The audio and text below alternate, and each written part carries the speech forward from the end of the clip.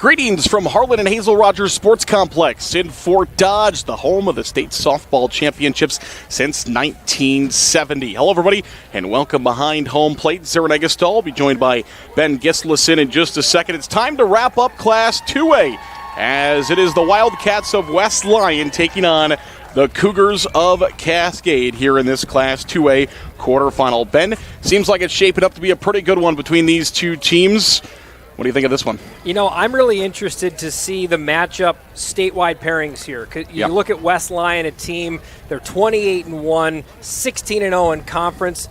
Not that they haven't had tests, but they haven't seen what they're going to see at the state tournament level now. A number 85 statewide pairing in Cascade. That's one of the best statewide pairings they're going to have played all season throughout all of their schedule.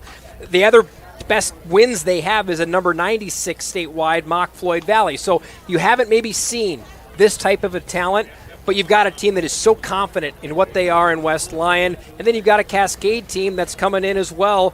Their first tournament since 2017. They've got some great players. It should be a matchup between the number 3 and number 6 that we should all have a lot of fun covering. Taking a look at our road to state, 28-1 defeated Hinton for West Lyon. First state appearance since 2004. We'll talk more about that. Ella Langenhorst has been absolutely phenomenal at the dish. 566 hitter.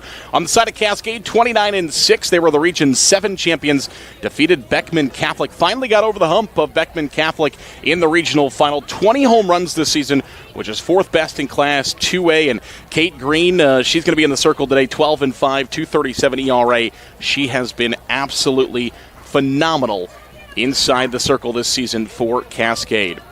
All right, let's go upstairs for today's introductions of our two teams, Cascade and West Lyon, getting set to have our first pitch here in just a couple of minutes. Let's go upstairs for today's introductions.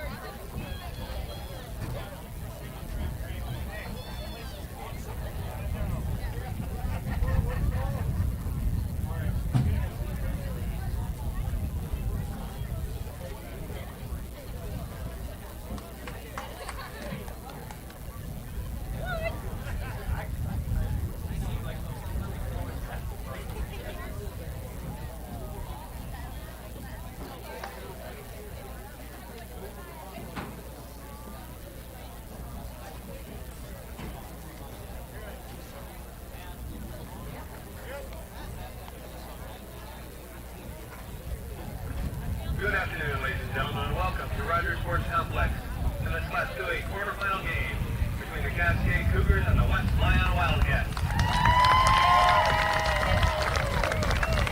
The winner of this game will advance to the semifinal round on Wednesday on Iowa Central Field at 5:15. Now, let's meet the non-starters and assistant coaches for the visitors from Cascade.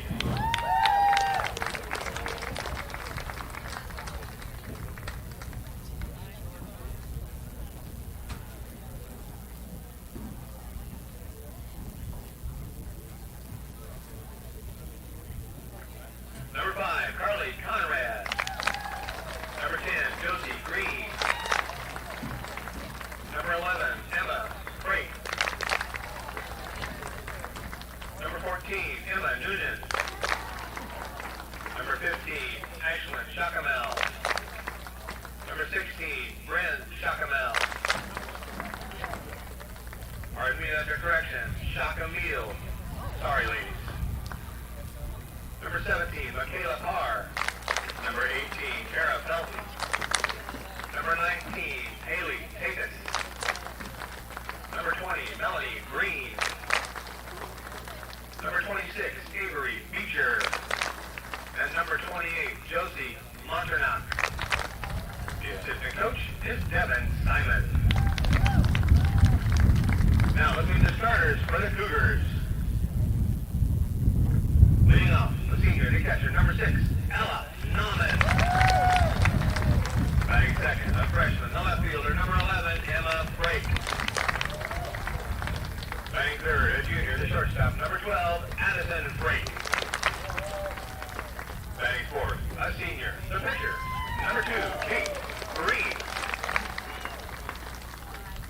Batting fifth, a sophomore, the third baseman, number 15, Ashlyn Shackamille. Batting sixth, a senior, the DP, number 28, Josie Monterna. Batting seventh, a junior, the right fielder, number 13, Ava Lawler.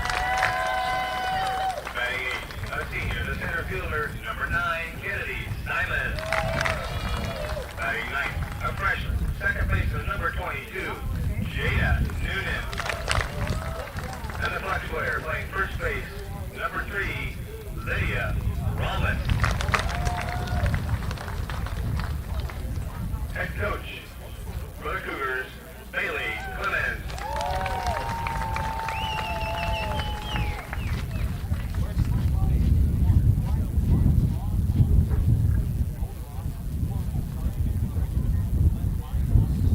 Now let's meet the non-starters and assistant coaches for West Lyon.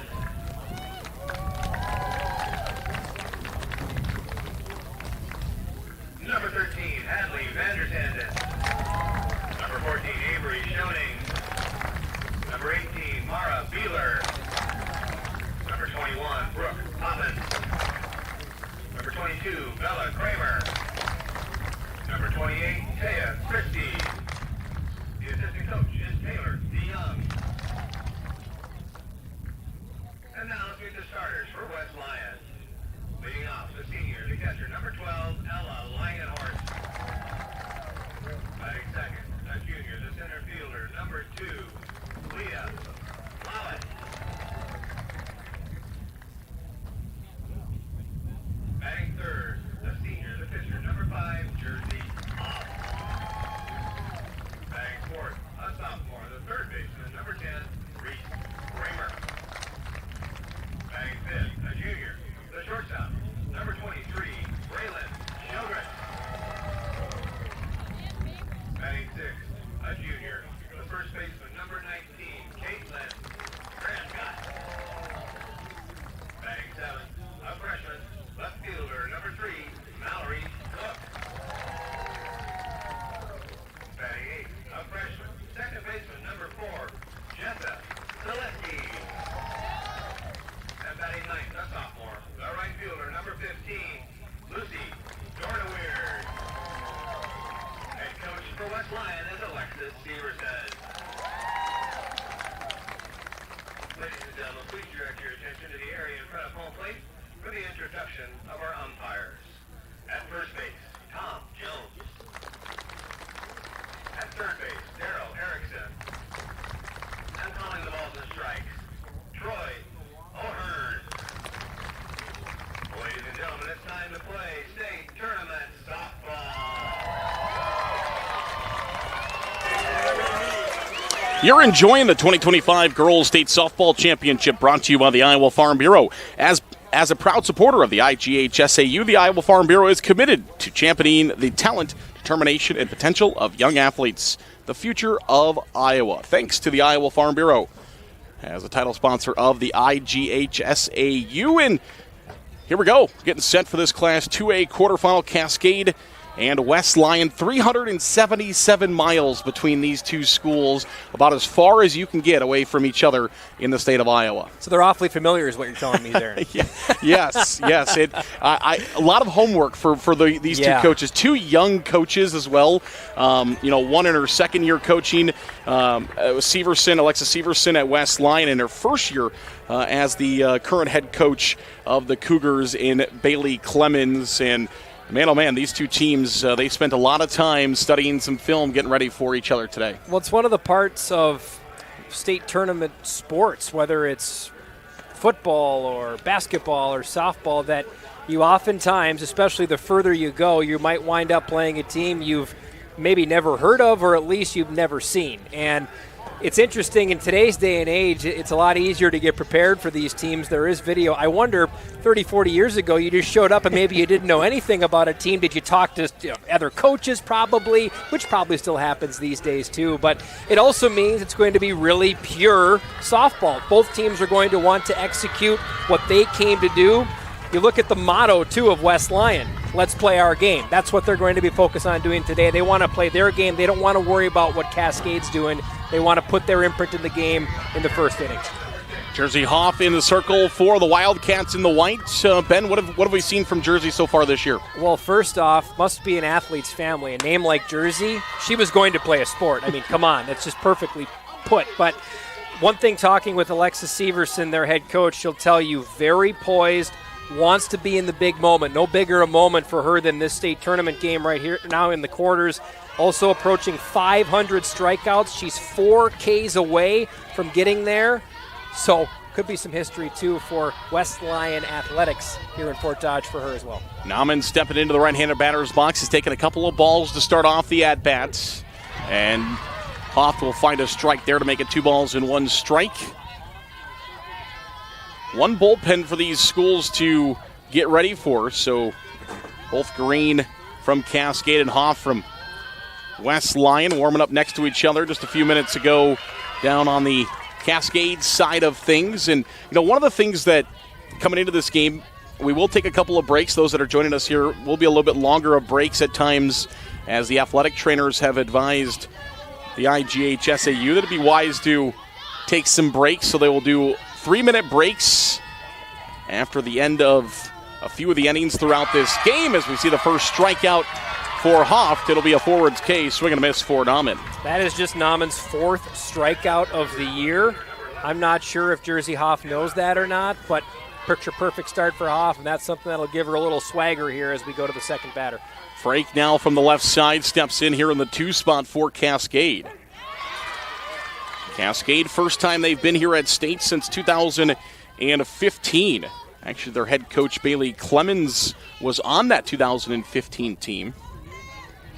Down the third base side. That one lined right back up the middle and will be a base hit. First of the game for Cascade. Good fundamental hitting right back up the middle. Yeah, Frake did such a nice job on that, and you could hear it from here. It was perfectly struck right in the barrel of the bat, waited out the pitch, didn't get ahead of it, struck it right in the sweet spot and drove it up the middle. That's a great start for Frake's state tournament debut.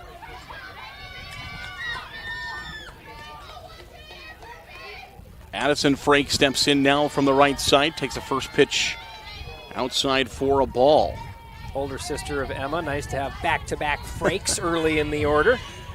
You can tell sisters, they wear back-to-back numbers, 11 and 12, bat back-to-back in the order.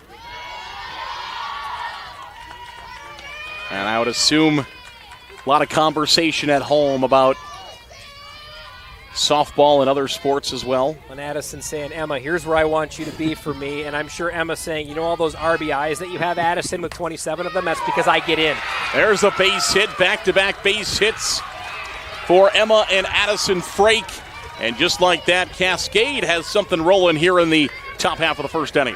Any sport, getting off to a good start, even if you don't score runs, getting the bats going early and feeling it, there's going to be nerves. Neither of these teams have been here before, at least in this iteration of these rosters. So when you get good feeling, good moxie early in a game, that can mean the world of difference to what the score is going to look like in the 7th inning. And 2 fundamentally sound hits, too. They're finding gaps right back up the middle, and then, of course, that gap between third and short. So tough for a shortstop to be able to get there. And even if the shortstop gets there to field that ball, such a long throw across the diamond to find it out. When it's hit that hard, not a lot you can do with it. And you called it, Zarin, the placement of both Emma and Addison Frake to find holes. There was nothing the infield could do about that. Those are hits against any infield. I don't care if you're playing 1A ball or 5A ball. Kate Green, the senior, batting from the right side, trying to help herself out. She'll be the opposing pitcher in the circle of Hoff today. And that one's down and away for a ball. Always love pitching matchups because you can feel that Green's going to be wanting to get a hit here, but also knowing where's my zone. What's home plate umpire Troy O'Hearn doing? Where is it outside? Is it high? Is it low? Is it inside? What's he calling? And that one going outside, getting a swing and a miss. What a pitch from Hoff. Just drifts to the outside, gets Green to chase after it. Well, and it shows just how good that breaking ball was because, again, that's a pitcher. They're probably going to be some of the more patient batters you're going to face. not that time. Boy, Green really reaching out for that one. Hoff got her fishing on that big pitch outside. Now Hoff and company have a way out of this inning. Runners at first and second, 2 outs. A fly ball to the outfield, not going to move any runners. Hopefully going to end the inning for West Lyon. On the other hand, Ashlyn Shucklemole is going to try to bring those runs around as she steps in from the right side wearing number 15. Great look on the outside corner there, and seen that a few times now. It feels like, at least early in this game, we've seen Hoff trying to go outside with a lot, and it's worked so far, especially on that last at-bat. 1-1 strike the count as Hoff will look at the wrist card, find the pitch she wants. There it is again. Going with that outside. Did not get Shucklemole to chase after that one. Drifts out for a ball, 2-1 strike the count. 18 pitches for Hoff so far here in the top half of the first inning. Looking over at the dugout, that's where the signs are coming from. That one towards the left side through the hole. They're going to hold up the runner, runs through the stop sign, and now everybody is off their base and will have to retreat. As Frake ran through the stop sign for a moment, then she put on the brakes about halfway down the bag and got back. It would have been a good play at the plate, as getting that one back in was Cook out in left field for West Lyon, and now the bases are loaded. Yeah, again, talking about it from the Cascade side, just like we've talked about, finding holes, hitting the ball hard, but from the Wildcat side, getting that thing in a hurry, saves a run, and you still got a chance to get out of this inning. Bases loaded. West Lyon in a bit of a jam here in the top half of the first inning. That one misses outside for a ball. Hoff to senior. 25 appearances, now 26 this season. Just 25 earned runs she's allowed this season, and the changeup, a good pitch there. Boy, they felt the breeze from that swing out in the center field bleachers. That was a big cut, way ahead of it, pulling the string. Love that. Josie Monarch from the right side swings through another one. And now a strike away for Hoff. And the West Lyon Wildcats get back to the dugout with no damage done. Boy, the change in speeds is just devastating to see this close up. It's been impressive from Hoff when she goes up and goes down in velocity. Bases loaded for Cascade. Here's the 1-2 offering. Just missing it on the outside corner. As Ella Langenhorst trying to frame that one up behind the plates, but just off the corner of the plate. 2 strikes with 2 outs here in the top half of the first inning. That one's fouled to the screen on the right side. So much towards that outside of the plate, an effective way to pitch. You're trying to force players to go the opposite way. That's not easy to do. And trying to get them to reach out at it, not getting a lot of power on it, so if it does get to somebody, can be fielded and touched any bag here for the final out. That one will drift outside. Nowhere to put Monarch. Now with a full count, 3 strikes. So Hoff, a senior, knows she's going to have to come back to the strike zone with this one. And Monarch has had plenty of plate appearances in her life. She knows as well that this one likely going to be a good one. 3-2, it is down the middle. It's up in the air, deep to the center field. That one back at the wall. You can kiss it goodbye. Welcome to the state tournament, Josie Monarch. She'll touch them all.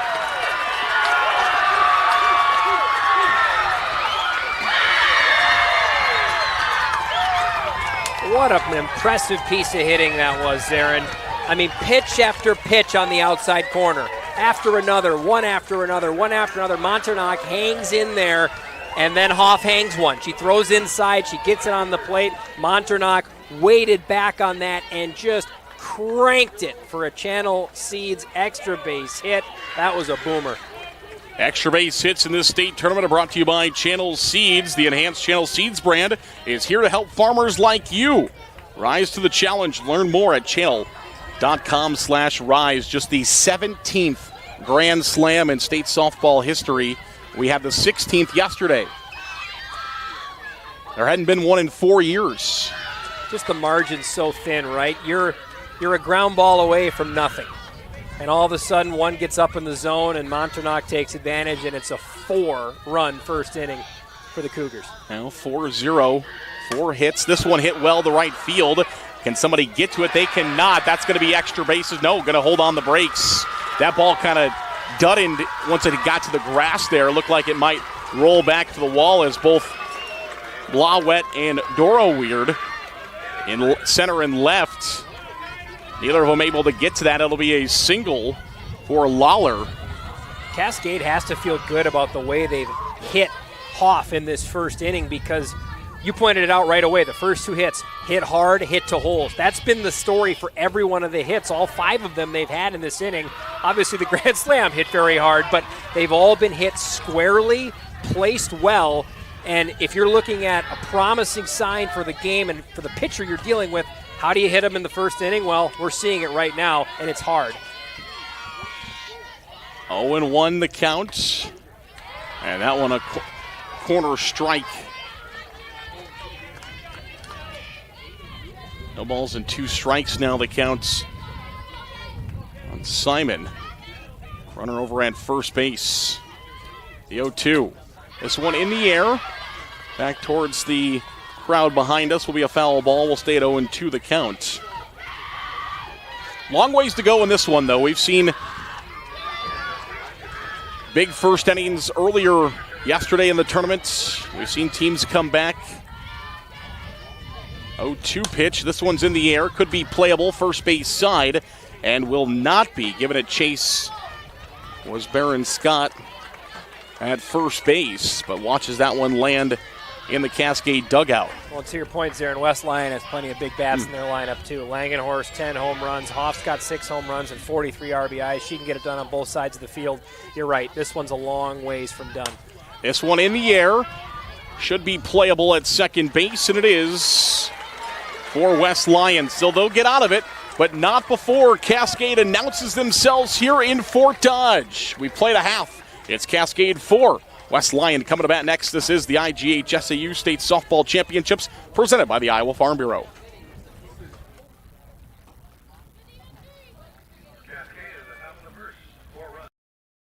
At MidAmerican Energy, we're one company serving 1.6 million people who all need energy that's available 24/7. That's why we work 24/7. That's why we make investments in our systems that make us more resilient to extreme weather. That's why we generate power from all available resources to cover the variables in supply and demand. And that's why when the power is knocked out, we work around the clock to restore power to you. MidAmerican Energy, obsessively, relentlessly at your service. Day here at Harlan and Hazel Rogers Sports Complex. Zarin Egestal, Ben Gislason with you. As now it's West Lyon's chance to try to come back and put some numbers up. They'll start with Langenhorst, Blauwet, and Hoff. 1, 2, 3 against Kate Green. What have we seen from Green so far this year, Ben? Well, she's the ace, and one thing that Coach Clemens will tell you, she's her own fiercest competitor. She's so hard on herself, but in a good way. And she's looking forward to jumping into the state tournament here, and now she's got a nice little 4-run cushion to go along with it. Has had herself a nice season and is looking forward to playing with a lead right now. It's always nice to be in the circle and know you've got some run support behind you. 46 hits this year for Langenhorst, who will step in from the left-handed batter's box. Wears 12 for the West Lyon Wildcats. Green, meanwhile, 12-5 on the year. 74 strikeouts to go along with that. First 2 pitches miss for balls. West Lyon here for the first time since 2004. As we mentioned, in the road to state, they've been so close the last couple of years. Regional final losses the last couple of years, and a couple of seniors on this roster that, you know, this is their goal. Started working out this winter and January and February to get ready for this moment. Finally got over the hump of the regional final and made it here to the state tournament. Been a long time coming for West Lyon. And a long time coming for this young woman at the plate, too, and Ella Langenhorst, who's had just a banner year for West Lyon and is 1 home run away from setting the West Lyon career home runs record. She's got 21. She gets to 22. She'll sit alone at the top of that podium. Pretty cool. And a player who's done everything for this team and is going to be playing some softball at South Dakota State University next year. And she'll take ball 4 there.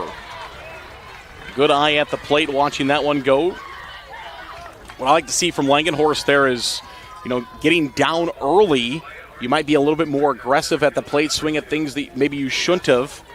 And you see there, Langenhorst watch that one go by. Courtesy runner over at first base for West Lyon.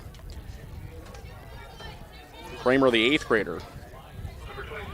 Well, that's just a sign of a senior, someone who's been in those big moments. Granted, this is a bigger one than she's been in her career so far with her first debut here at the state tournament. But players that have been there know how to step up in big moments and be patient in big moments, too. It's not always about stepping up and knocking one over the fence. Got to play the small ball game, too. Langenhorst knows that as a leadoff hitter. Leah Blauwet steps in now, the junior third baseman. 36 hits this year, 17 RBI. And the 1-0 from Green. This one's hit well to the right side. That could fall in. It's going to bounce into foul territory. And the runners will have to stay at first and second. So here comes West Lyon. We mentioned before, long game to play. And West Lyon making something of it here in the bottom half of the first. Well, that's an example of what I was talking about in the top of the first with Hoff in the circle as she's pitching outside. And if you're going to have a pitcher pitching outside, if they're going to stay there, you're going to have to try to go the opposite way. This time it was Green throwing outside and Blauwet doing a terrific job of stepping into it and going the opposite direction. Jersey Hoff will step in from the right side now and take a first pitch for a ball. 1-0. 9 pitches for Green so far to start this one out. 6 of them have missed the zone. That one will as well. Low in the dirt. Good stop behind the plate by Nauman, as she was able to get down and block that one. Keep those runners at first and second. Very important with nobody out. Off the Iowa Central commit. That's why she's batting third. This is the one you want up in this moment. That one is a strike on the inside corner. Yeah, she'll play right here, just down the hill at the Iowa Central field. Yankee Stadium, I think is what they call it here at the state tournaments. That's where the Iowa Central Tritons play.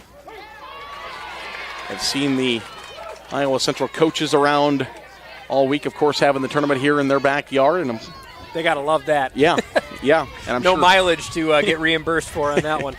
2-2. This one's hit well to center field. Hoff gives it a ride at the wall, bounces, one hops the wall, 1 run will score. Will they wave around the second? No, it's going to be a double for Hoff.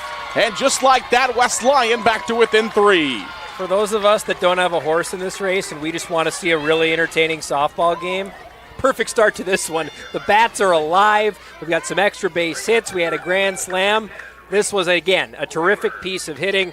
Hoff saying, yeah, I may have given up 4 in the first, but I'll give a couple back here, too, with a big blast to center field.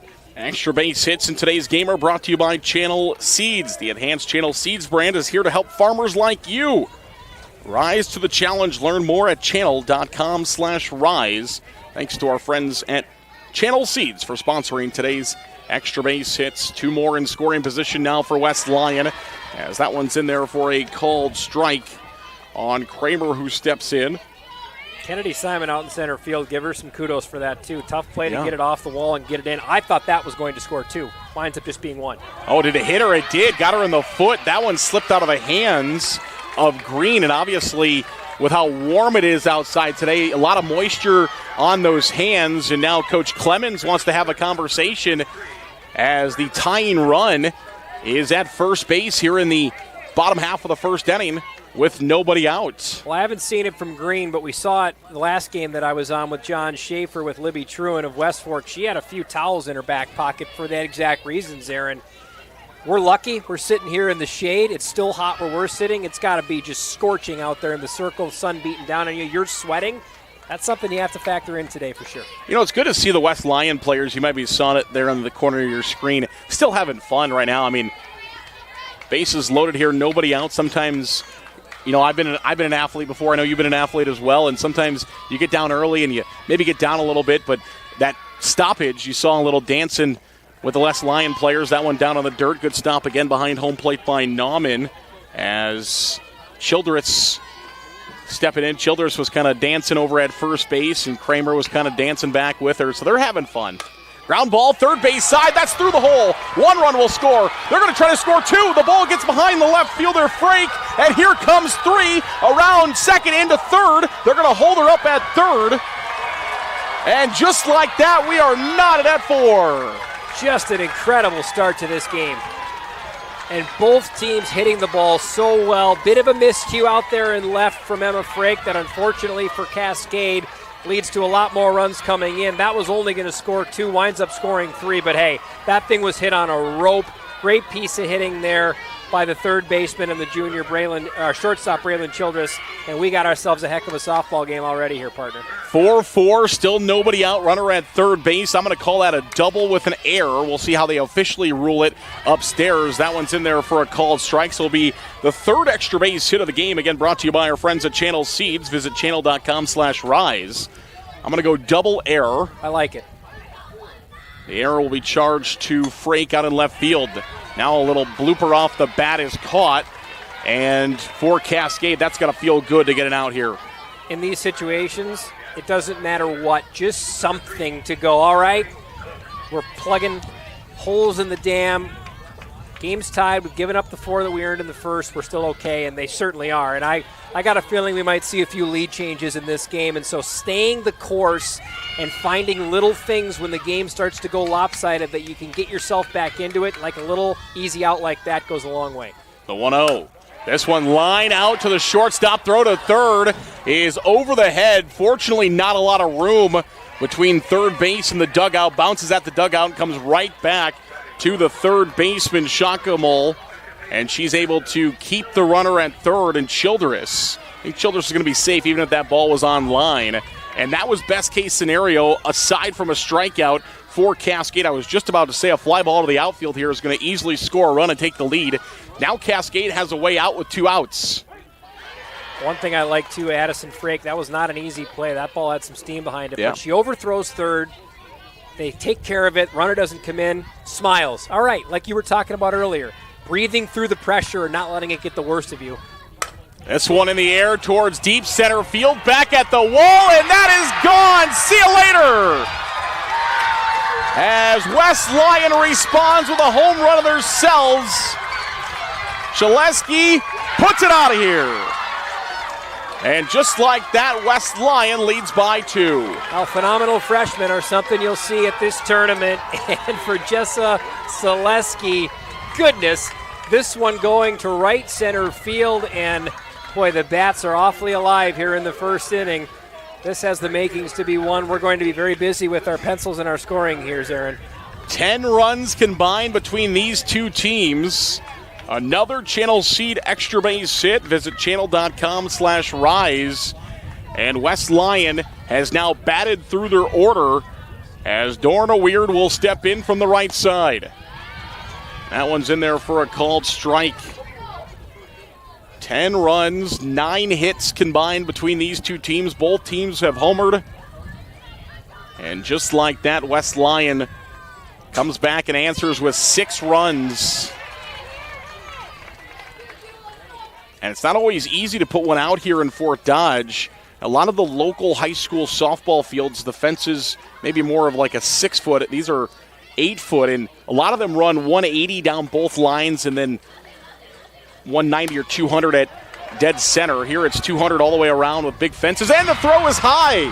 Looked like that Cascade had got themselves out of the inning, but Noonan a bit long on the throw from second to first over the head. And another error charge to the Cougars, puts a runner on base and flips the lineup card back over to the top of the order.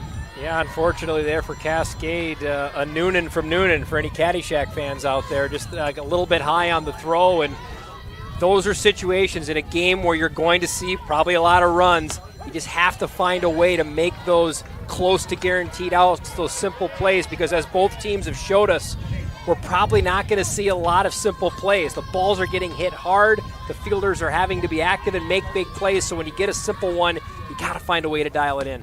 And one of the best, if not the best hitter on the roster for West Lyon gets an opportunity again here in this first inning. Well, to go back a couple batters, Aaron, how about for Zaleski? torn ACL last year, worked all the way back from that. Now in her debut at the state tournament, it's a 2-run shot. Think about getting back to the dugout and a little moment she must have had with herself there. All of the arduous work to get back from that. That's some of the stories you just love to read about. This one high in the air. See how long it carries, and it will carry just a couple of feet backwards for Frake, and she'll be able to glove it for out number 3. So the first inning finally comes to an end between these two teams.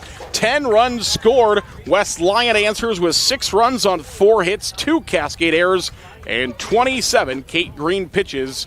We'll go to the second. We'll see what the second inning has in store for us. This is the IGHSAU State Softball Championships presented by the Iowa Farm Bureau. The Iowa Farm Bureau is proud to present the state softball tournament and celebrate the accomplishments of Iowa's student athletes. To the Iowa Farm Bureau, this is more than just a sport. It's hometown pride, it's hopes and dreams, it's our future leaders. It's a reason to do more and be more. And it's that farm-strong spirit that can only be found in Iowa.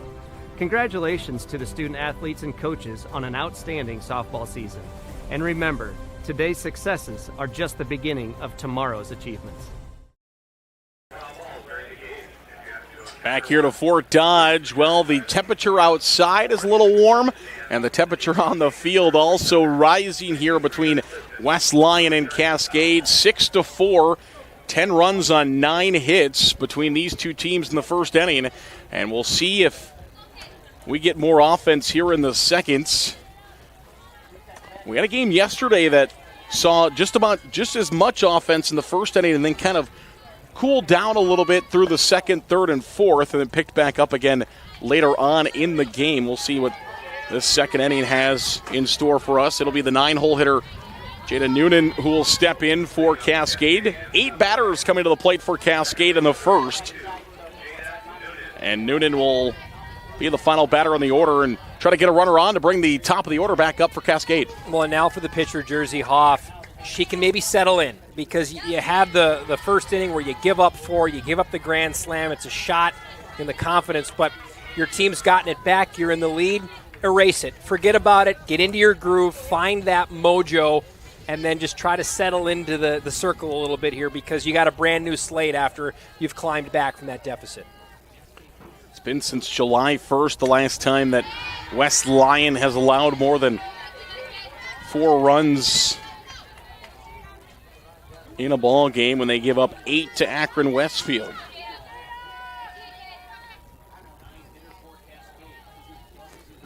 Here's the 2-0. This one ground ball to the right side, cleaned up and fired to first in time for the out. And Zaleski will deposit that one into the glove for the first out. You bring up how they haven't given up much. They've scored so much as well, and that was a little bit of what I was alluding to as we got ready for the show was this will probably not be a blowout win for West Lyon. It's not the matchup where you're going to see that. How will they handle a game? Not that they haven't played some barn burners, but how will they handle a game where they have an opponent that's going to be able to go tit for tat with them, like we've just seen in that first inning. That's what we're going to watch play out now, is how will West Lyon handle a different situation than rolling through teams 10-5, 12-2, 10-0, 14-4. Don't think we'll see that today. Pop up, tough play. And the second baseman, Zaleski, over there to make the grab. It's always a tough one for the first baseman to turn around immediately and play it almost like an outfielder. So it's a lot easier for the second baseman to come in, or if that ball drifts even further to the right field, Dorna Weird to get out there and grab it. But it is Zaleski at second who makes the play. A couple of plays for her. And just like that, West Lyon has the first 2 9-1 hitters. Got to be a good feeling for West Lyon to get the first one. Well, now you want to get this one because this is where it all started in the first inning when the Frake sisters got up. This is where you want to see it if you're Hoff, to get through this unscathed. This one a chance to get out of it, and Langenhorst has got it. That one's a lot tougher than it looks for the catcher. You got the mask on, you got to get up and you got to get the mask off and figure out where that softball is. It was not very high, 12 feet at most, and Langenhorst does it just fine behind the plate for West Lyon. 1-2-3 for the Wildcats to get out of that one. We'll head to the bottom half of the second. Cougars are back up to the plate. Pardon me, the Wildcats are back up to the plate when we come back. This is the IGHSAU State Softball Championships presented by the Iowa Farm Bureau. At MidAmerican Energy, we're one company serving 1.6 million people who all need energy that's available 24/7.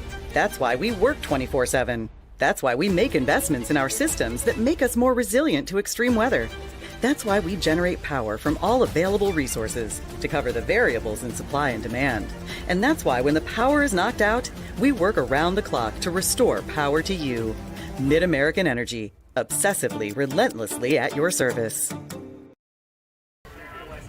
Back to Fort Dodge, the IGHSAU State Softball Championships presented by the Iowa Farm Bureau. Thanks to the Iowa Farm Bureau for presenting the 2025 Girls State Softball Championships. As the sole title sponsor of the Iowa Girls High School Athletic Union, Iowa Farm Bureau honors both academic and athletic excellence, helping to nurture the next generation of Iowa leaders. Speaking of next generation of leaders, this one comes inside. Both of these two schools we kind of alluded to earlier in the game have alums that are back coaching for their respected schools. Of course, Bailey Clemens, a part of that 15 state tournament run for Cascade.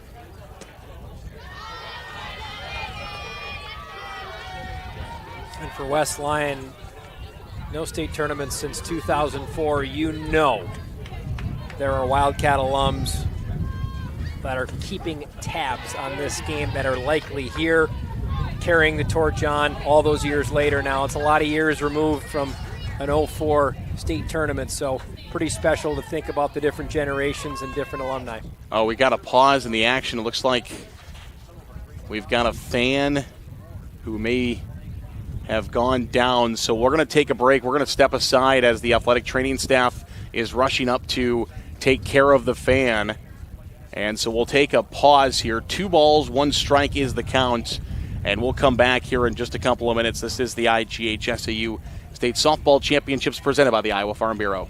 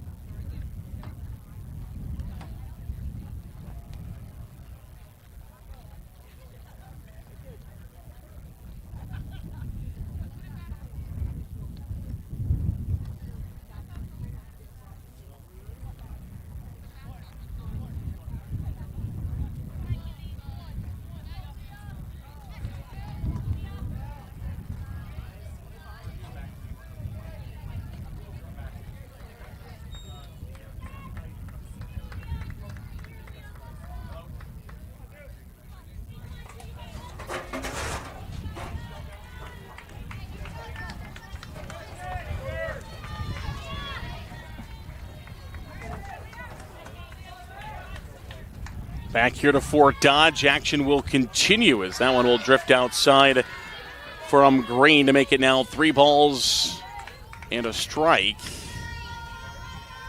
So 3 balls and 1 strike the count.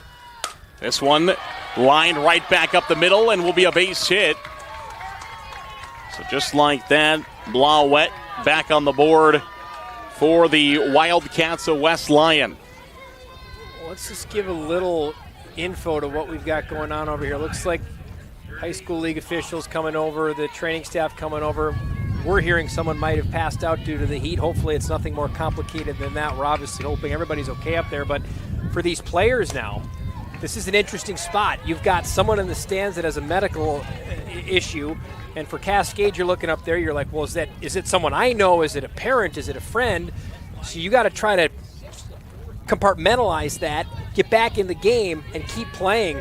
This is a tough situation for both teams here, specifically for Cascade, because it was on their side of the diamond that medical incident happened on. 1 ball and 1 strike the counts. 34 pitches for Green. Hoff, the batter, double that scored a couple of runs her last time up. Here's the 1-1. This one hit to the right side. Could be trouble. Coming in, not making the play. And a fire to second base, not in time. Fortunately, Shacklebolt, the third baseman, able to clean that one up to keep the runner Lyon at second base. But just like this, Hoff now 2 for 2 on the day. And West Lyon back in business again, leading 6-4 here in the bottom half of the second inning. Well, Hoff chuckling with her first base coach at first base, I'm sure thinking you'd rather hit it softly to the right area than hit it hard to the wrong area. That's exactly what that was. Just snuck it in there between second and right field, and now West Lyon's in a good spot. This one over to the right side. It's going to fall down. Could be 2. It's for sure 1. Not going to be in time to get over to first, but they do get a runner at second base. Not the lead runner, but it'll be a fielder's choice to get 1. Played well by the second baseman Noonan. Flipped over to Frake, the shortstop, to get Hoff out at second. While Wett goes to third. Kramer over at a first on the fielder's choice. Now you got a double play option to end the inning if you can get it. And the runner will take off and take that option away. It'll be a stolen base for Kramer on a ball that was down on the dirt. Picked a really good pitch to run on. No chance for Nauman behind the plate to fire that one down. Smart work there from Severson and the Wildcats. That's just good softball. Now a fly ball will score at least 1. A base hit could score 2 with good speed, and Kramer over at second base. That one's fouled to the backstop. 1 ball and 1 strike, 1 out, bottom 2. 6-4 the lead in favor of the Wildcats of West Lyon. Cougar infield's got to know their options here. You're going to need to check the run or anything on the ground. This one in the air should be deep enough to score a run. There will be a play. And collision, there's not going to be a play. And it's going to allow everybody to advance as the right fielder and center fielder will collide. Lawler and Simon, miscommunication. And they run into each other, which allows no run. And now they're going to get an out over at third base. Not sure she tagged up. As they're going to say that she left early over at second. Coach Severson is trying to plead her case. So the run will count. The run will count. And Coach Severson, you could tell, said, okay, I don't think she got the answer that she was looking for, but it is the answer we're going to go with. And that will send us to the top of the third inning. 1 more added on for West Lyon. They lead 7-4. We'll head to the top of the third next. This is the IGHSAU State Softball Championships presented by the Iowa Farm Bureau. The Iowa Farm Bureau is proud to present the state softball tournament and celebrate the accomplishments of Iowa's student athletes. To the Iowa Farm Bureau, this is more than just a sport. It's hometown pride, it's hopes and dreams, it's our future leaders. It's a reason to do more and be more. And it's that farm-strong spirit that can only be found in Iowa. Congratulations to the student athletes and coaches on an outstanding softball season. And remember, today's successes are just the beginning of tomorrow's achievements. Back to Fort Dodge, a warm day here. 6-4, West Lyon leads. 6 runs for West Lyon, 4 for Cascade, but the Cougars are back at the plate here in the top half of the third inning. And West Lyon back to the field. Cascade, they've battled adversity throughout this year. Once again, we'll battle it again here today. Ben, the reason why we play these games is because you never know what can happen. And for Cascade, they went 0-3 in the regular season against Beckman Catholic, one of their rivals down there in southeast Iowa. Then they beat Beckman Catholic 13-3 in the regional final.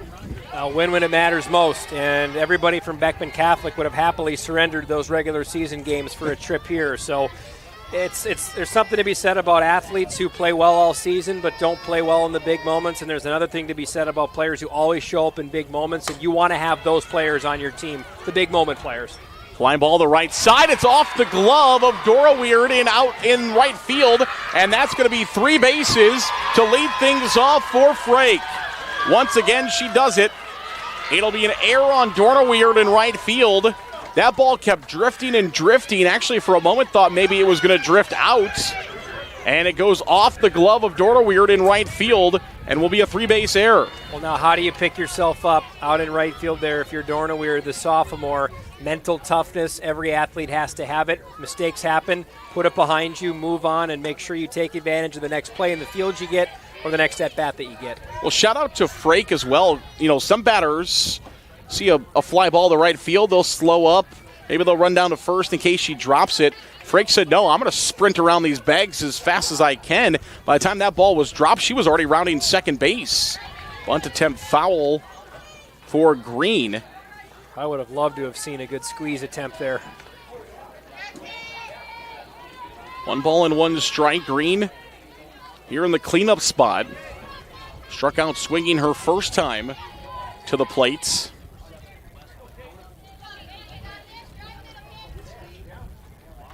And that one is lined and caught by the first baseman, Baron Scott.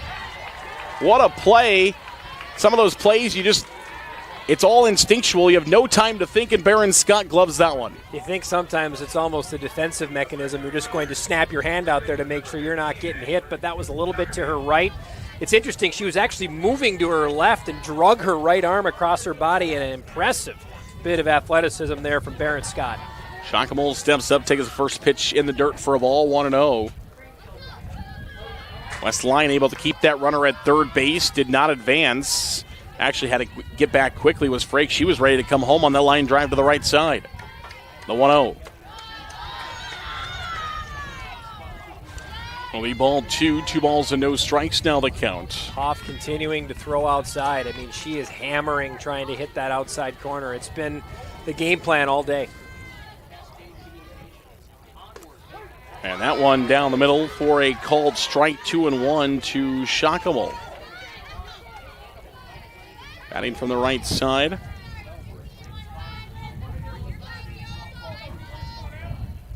Hoff set now for the 2-1 pitch, and will deliver that one home for a ball. Now 3 balls and a strike. Hoff will have to come back to the zone. Shockamole can be picky and choosy on what she swings at here with the 3-1 count. Here's the 3-1 pitch, and that'll miss high for ball 4. And Cascade has runners on the corners with just 1 out. I would assume that Shockamole won't stay at first base very long. And they are going to run for her over at first. That'll be Michaela Parr, sophomore. Has 10 runs scored this year. Has not stolen a base. And with that, the young woman responsible for, what do you say, the 17th Grand Slam? State history? According to the record book. She's at the plate. So everybody hang on. And Coach Clemens talking about how much pop this young woman has. We saw that. Pitch misses outside for a ball, and as expected, runner will take off to second base. Over at second now, runners both in scoring position. Fly ball to the outfield should score a run. 2-run lead for West Lyon. Cascade fans are hoping for Monarch to knock this one somewhere. That one's a swing and a miss for a strike. That was a big cut. Little birdie tells me that there's a big viewing party going on back home in Cascade, so hello to all those folks. And they enjoyed the last hit by Miss Monarch. That one's in there for a called strike, off-speed pitch. Sure there is some out in West Lyon area as well, Inwood, Larchwood area. Beautiful area, by the way. I have never been. About as far north and west in Iowa as you can get. Well, I saw it's just southeast of Sioux Falls, so I mean, you're right on the border there. Yeah, actually it's funny because when you're in, like let's say Larchwood for a second, you could actually throw a softball to South Dakota and Minnesota. You're well, like maybe right some of these players could. I'm not sure I could, Zarin, but some of these players certainly could. 1 ball and 2 strikes the count. Here's the set on the 1-2. Swung on and missed. Hoff comes back and wins it that time, and she looks right at Langenhorst behind the plate and says, let's go.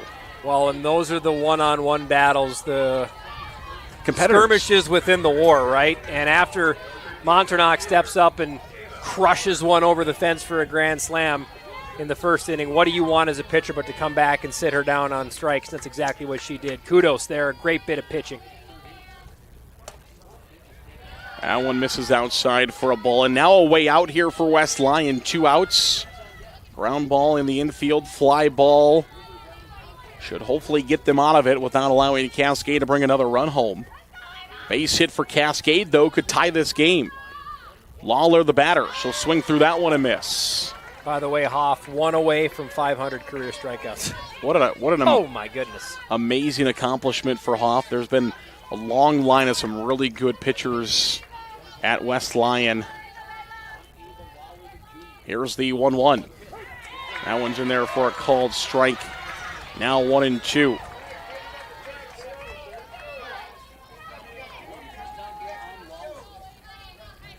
And Lawler making the pitchers work, aren't they, Zarin? Ooh. On a warm day, trying to make the pitchers use everything they got. That one will miss high for a ball. Here in the Class 2A quarterfinals, winner is off to a semifinal.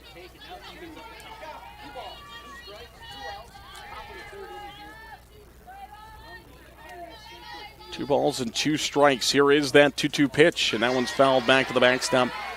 Just joining us, we mentioned early in the broadcast, roughly about 370 miles and some change between these two schools.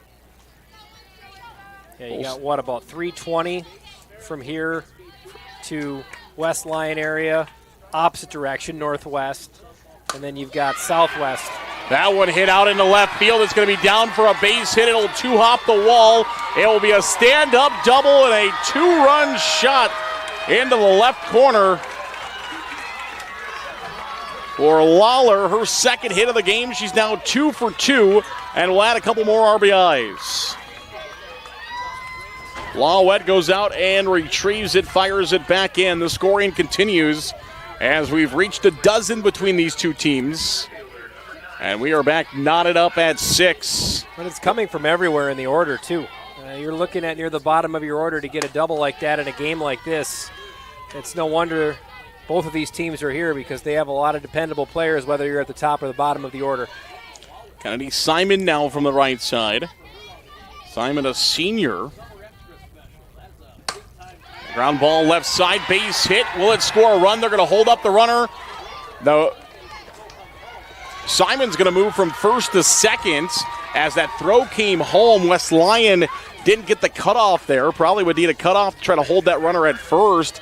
Instead, it misses the cutoff and it comes all the way home, which allows Simon to get to second base into scoring position. That'll be a single for Simon, and then she'll move up on the throw. Runners are at second and third now and a chance to retake the lead. That misses outside for a ball. Devin Simon down the first base side, the assistant coach for this Cascade team. A former star on this Cascade softball team, now starring for the University of Iowa Hawkeyes. And what a difference having somebody like that around the program does. Not only an inspiration, but just a fountain of knowledge that she can return to these players and maybe make some future Hawkeyes in the West Lyon lineup. Here's the 1-1. This one hit well to right field, sending back the right fielder Dorneweird, and she'll glove this one for out number 3. A couple of runners will be stranded for the Cougars of Cascade, but not before they score 2 more runs. We're knotted up at 6. We'll play more softball when we come back. This is the IGHSAU State Softball Championships presented by Iowa Farm Bureau. At Mid-American Energy, we're one company serving 1.6 million people who all need energy that's available 24/7. That's why we work 24/7. That's why we make investments in our systems that make us more resilient to extreme weather. That's why we generate power from all available resources to cover the variables in supply and demand. And that's why when the power is knocked out, we work around the clock to restore power to you. Mid-American Energy, obsessively, relentlessly at your service. Back to Fort Dodge. This is the IGHSAU State Softball Championships on the Girls Union Digital Network, powered by Mid-American Energy Company. Cascade and West Lyon knotted up at 6 as we head to the bottom half of inning number 3. And for West Lyon, 6, 7, and 8. We saw what the back half of the Cascade order did there. Now it's a chance for West Lyon's back half of the order to make some noise. Well, and it sounds like they're going to need him with the way that we've seen Cascade's back half of their order work. And it looks like we're going to get what we expect from the top of both orders. But in a game like this where these teams seem really evenly matched, it's going to take a little something extra, and a key hit there, a key hit here from a player that maybe you don't always count on to get it. That could be what sends you on or sends you to the consolation bracket. Erin Scott, the batter from the right side, 0 for 1 today. She lined out to the first baseman her last time up. God, you look, though, at the depth of the order here. 21 RBIs for Barron Scott, 22 for Cook, who's right behind Barron Scott. I mean, there are numbers deep in the order here, too. This isn't just a easy up, easy down situation in the circle for the pitcher Green. Coach Severson says a great listener and takes criticism really well, and as a coach, you love to see that. You also love to see a line drive to center field. That is going to get her into second base. We'll see how they officially score that. I would score that a hit, a single, and then an error. I'm not sure they will actually do that, so we're going to just give her a double for that one as it got past Simon. Of course, if that ball is kept in front, probably just a single there. Maybe she stretches it out to 2, but yeah, I'd agree with you. Official scorebook is going to call that a hit as a double, so that'll be an extra base hit. Brought to you by Channel Seed. Make sure you visit Channel Seed at channel.com/rise. Nothing to criticize Barron Scott for on that swing. No. And boy, just the form and the technique in a lot of these batters today. There's been so many robustly hit balls, and that's not something at least we saw a lot of in the game before this with John Schaefer and myself. That one lined out to right field. Aaron Scott will have to get back to second base, as it'll be allowed out to the right fielder Lawler, as Cook is retired. Brings up the second baseman, Zaleski. Zaleski's been busy over there at second base today, has handled that position well. And the first pitch down in the dirt for a ball, and again, can't say it enough, but Nauman behind the plate has been phenomenal. Protecting that plate, keeping those balls from coming here to the backstop. You can tell that Green likes to go downstairs with them. And that Nauman has a lot of practice getting down, blocking those balls. Well, you know Green's going to be careful. After the first at-bat against Zaleski, she took her deep to center for a 2-run shot.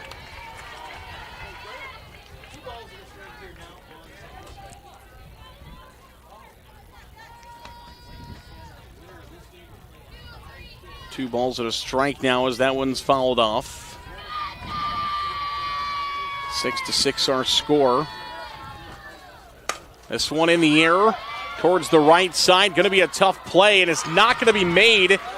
Both runners are going to move up. Zaleski's going to try to get to second. She will. Just a tough play there. Second base, right field, center field all come in. And it's Noonan, the second baseman, who goes after it, and she'll be the one that'll end up being charged with the error there. But also, Simon and Lawler both there, nobody able to make the play. Yeah, I mean, definitely an error, but right on the cusp of it, because when you're running back like that, and there's also a little bit of the apprehension of your outfielders are coming in at full speed ahead, trying to track that ball down. A tough play, and again, another situation of a ball just hitting a tough spot. So Zaleski's on, and all of a sudden, Green needs to work her way out of a jam here. Otherwise, we'll see West Lyon jump back ahead again. Lead's changing quite a bit already. That one's in there for a called strike. Runners are at first and second. Second and third. Both in scoring position, just one out. Here's the 1-1. This one is out towards the second baseman. Noonan will glove this one and be able to keep the runners at second and third. So a good job of Noonan. That's the sign of a veteran player, a good player that, shake off the last play, come back and make a line drive catch to keep the runners at bay. Well, we saw that with Dornaweird in the last inning with Cascade out in the field. Same thing, had an error earlier in the inning, and then she retired the side with that catch in right field to close out the inning. And it's like golf. You gotta forget the bad shots. You can't let them dwell around, and both those players we're talking about doing that here today. That one's downstairs for a ball. trying to be careful here with Langenhorst. A senior catcher, 10 home runs this season, as you mentioned, right on the verge of taking over as the career leader at West Lyon. That one misses high and away for a ball. Yeah, a lot easier to face her with no ducks on the pond, and it really ratchets up the pressure when you know there are not only runners on, but runners in scoring position with a deadly bat like this at the plate. .566 hitter this year. And that one is fouled off her. Hopefully she'll be okay as she'll bounce around inside that left-handed batter's box. I suppose when you're .566 and have numbers like her, your coach gives you the green light on a 3-0 count. Well, and the other thing that Coach Severson said about Langenhorst is she's so patient at the plate. And we see that right there. Doesn't speed up, doesn't go after things she's not supposed to. She's patient and knows exactly what pitch she is looking to drive. That's a direct quote from Coach Severson. Having a chance to catch up with her a little bit before the game. One of the other questions I asked her was, kind of battling through this heat. What are you guys going to do? She said they've been practicing at about 3 o'clock, so this game was scheduled to start at 3 o'clock. So they've changed all their practices, been trying to practice at 3 o'clock every single day to get used to being up and going at that time. And so far, so good as they've been able to hit the ball all around the yard. Those are the little nuggets, the game inside the game, that even at the high school level, yes, it's that important even here. Yeah. And you love to hear stuff like that from Coach Severson. She also confirmed what you had mentioned earlier, that they still do the old-fashioned calling coaches. I did ask her about that and how she got ready for a team that's 370-some miles away from her, and she said, I called a lot of coaches, even ones that I don't even know who they are. I just called up coaches and said, hey, this is who I am. Can you tell me a little bit about Cascade? And she said it went over really well, and she was able to talk to a lot of coaches. Also found some film. Ground ball, third base side. And Coach Severson charged with an error on that one. You could see it in her facial expression. She was upset that one got out of her hands, a little bobble. But not only that, so she called the coaches, and then she also did find a couple of games on film. And then, what I'm using to keep stats, the Game Changer app. You're able to go on there and find old games, so you can find stats and different situations on there. So she used that, using all of her resources. Was able to find a couple of games to watch online, though. I've noticed some schools getting a little tricky with some of that stuff. A couple of schools that I'm actually broadcasting this week, I went to their video stream pages. This one's lined out into right field, and it will be caught for out number 3, and we'll continue that thought on the other side of this break. We head to inning number 4 here in Fort Dodge, Harlan and Hazel Rogers Sports Complex. You see the Cougars of Cascade shotting back to their dugout. 6-6, we're all knotted up in this one. We'll come back. This is the IGHSAU State Softball Championships, presented by the Iowa Farm Bureau. Excelling in athletics takes teamwork, dedication, and a commitment to excellence. These are the same qualities that help our pig farmers and our communities thrive.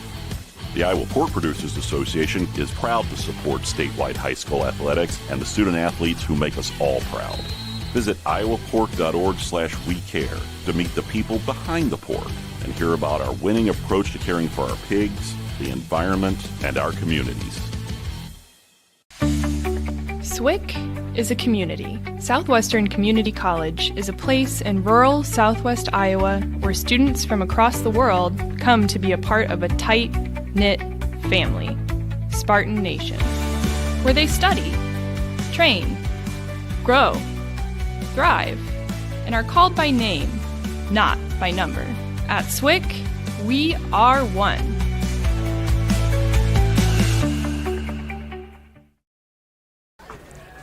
We're all knotted up at 6-6 here in Fort Dodge as you see some of the fans lining the fences all the way out in the outfield. That's the West Lyon Wildcats there. They're on the home dugout down the third base side, making their way from Inwood and Larchwood down here to Fort Dodge. 6-6 our tie. My name is Aaron Eggestal, joined by Ben Gitzlison. This is what we were talking about earlier. We're going to have a few extra long breaks, 3-minute breaks, which is good. Hydration breaks to get rehydrated for both the players and the umpires and the broadcasters. Right here. because luckily in between games I didn't have enough time to go and grab another water, so my kind broadcasting partner lent me one of his. But what I'm interested in at this point now, you got two teams that haven't been here before with these groups. Maybe didn't think we'd see the fireworks we saw as early because the bats certainly didn't need any time to settle in. But in the field, we've seen some errors. The pitchers maybe haven't quite had their best. Things might start to set a little bit more now. The pitchers might start to get a little more comfortable finding their rhythm a little bit more. What will the game look like now? I think you and I both thought we might have about a 20-19 final. We could still get there, but we're seeing it now. Both pitchers are finding a little bit more of what's brought them here. Might we see a little less on the base paths or at least maybe less runs? That's what we've seen from innings, at least 2 to 4 compared to that fiery first inning we saw on the base paths. So back to finish, while we got some time, finish my thought on that. Is I've noticed some schools down here getting a little tricky. There's a few games of teams I'm broadcasting. I like to watch games also. I'm a big film. I'm a football player, right? So film is everything. I know film is important in other sports too, but football by far is film. I've noticed I've gone to their pages, whether it's YouTube pages, they've actually hidden all of their live streams. Wow. Some of them, not all of them. Some of the schools have actually hidden their live streams from, which is it's fair. Their property, right? I'm not blaming them for it or saying anything wrong with that. But if it's like a school broadcast where they own the rights to it, they've actually done. They've actually hidden some of the broadcast. A little gamesmanship there, and every advantage you can get, course. right? Every advantage you can get, and you never know if the lack of an opposing team getting to see your film might be the difference in a state title or runners-up trophy. You never know. 1-1 the count here to start off the top half of the fourth inning as Nauman is in. She's over 2 so far today. Hoff, 66 pitches through 3 complete innings. Both these schools like to ride their starters. There is a couple on each team that have thrown some other pitchers from time to time, but those have been in some other games, maybe some games that you're hoping coming into the game that you're going to win. Get some other girls some experience. It's always nice to get other girls experience. You don't want the next year's athletes to come up and no experience. That one's going to be lined out into right field as Nauman will find her first hit of the game. And just like that, Cascade right back to the bases. Well, again, going the opposite way because Hoff just continues to throw on that outside half of the plate. Cascade doing a good job of adapting to it. And to your point, Zarin, you want to have at least someone that has had some experience. You can't just ride one horse all the way through. You might do it once you get here, but you always want to have at least one option. Because if you get into a spot, God forbid you have an injury or something that limits your starter from being able to even do an inning or a couple innings here, you might need someone to come in and just get you 3 outs. You got to have that person. Even if it's one other person you can lean on. And the Wildcats have that if they need it. We hope we don't want to have to see it today. This is Frake at the plate now, squaring a bunch. He pops this one up, and that one will fall down as Langenhorst will go back and retrieve it, unable to get to it. I think originally thought that one was going to go up and out. Instead, it may have been playable, but would have been a really tough play. Frake 1 for 2 here in the 2 spot. Emma and Addison will bat back-to-back. Emma starts here in the 2 spot. Addison will bat in the 3 spot. Their dad, Tim, the head track coach at Cascade. That one will be up and out of play. So you're telling me these two can run as well? They can. Multiple track state titles for Cascade. It's been something that they have been able to do pretty well. And then to add on to that, Mary is the winningest volleyball coach in Cascade history, as that will be called third strike, a backwards K for Emma Frank as she'll go down, and we'll see a conversation now between Jersey Hoff and the coaching staff for West Lyon. And that is why they're doing it. She calls the break because that's number 500, excuse me, as you see the West Lyon fans standing and applauding. Career strikeout number 500 for Jersey Hoff as our coach goes out and gives her a congratulations, and the West Lyon crowd will stand and applaud. Yeah, they were waiting for it, Darren, and right in the front row, I'm not sure if it's a sibling. You've got a Hoff jersey there, H-A-F and number 5 on the back.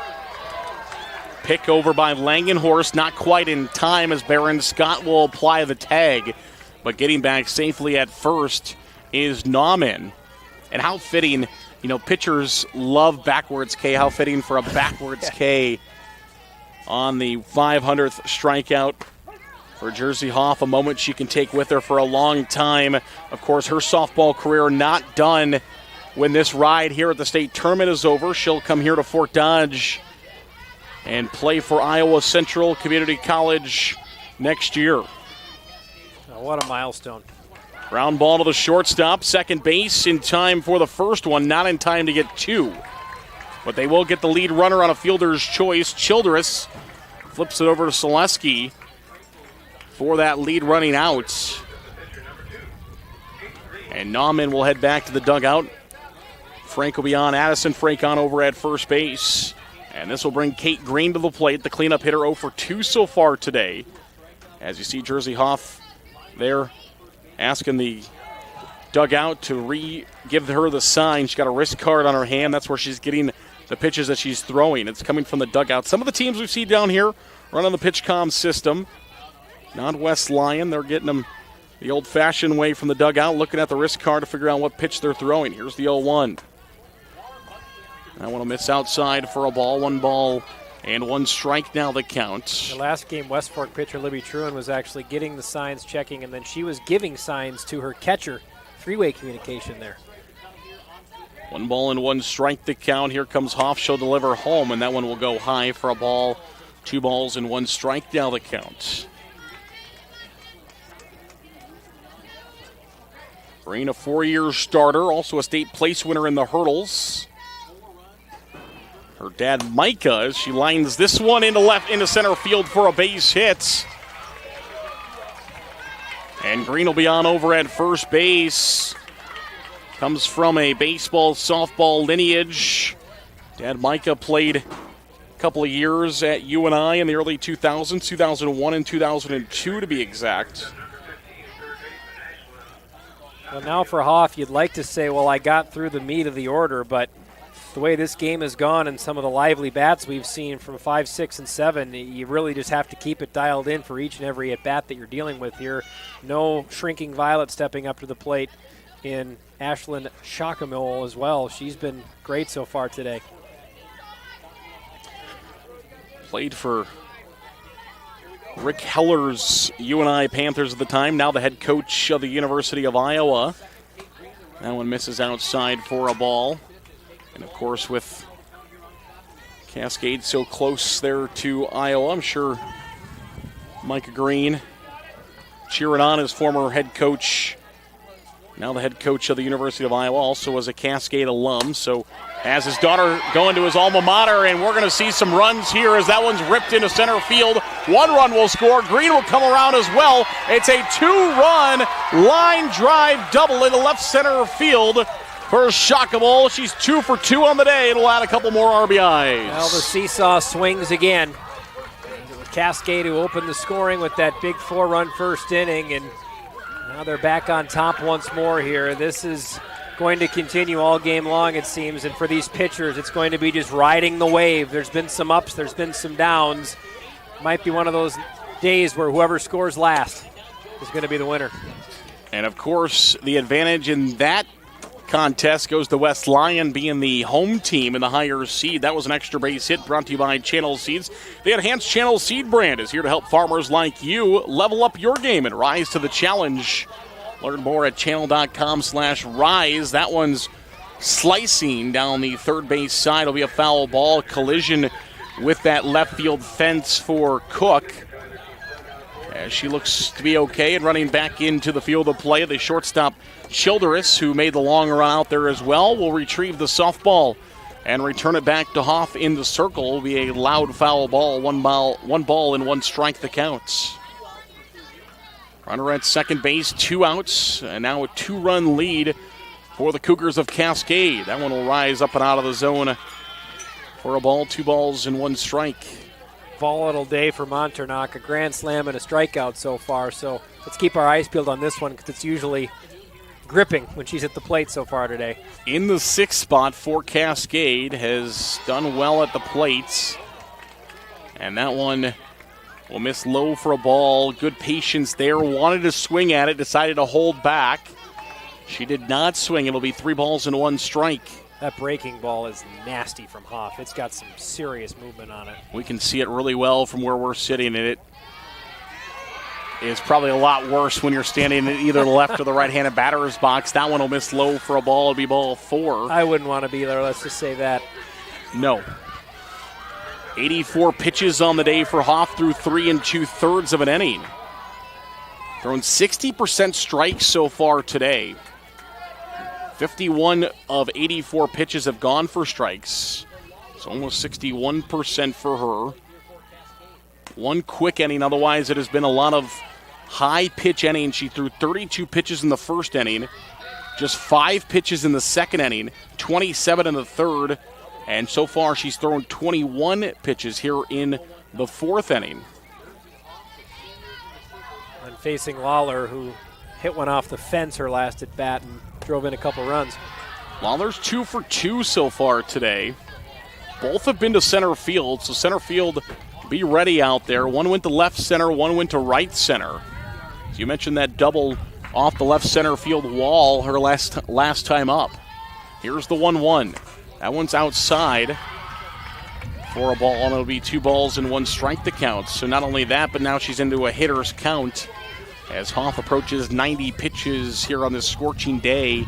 Of course, you're not too worried about arms here in softball with a more natural movement of throwing a softball, but fatigue on these warm days when those pitch counts start to rise. Yeah, she'll be more than most the ones who will take advantage, the pitchers will, of those extended breaks you get in between going from 4th to 5th inning, 3rd to 4th inning, because get an occasional inning in this heat where you can stand out in left field, not get a ball hit to you, and you'll welcome it where the pitchers, they're always moving, always throwing.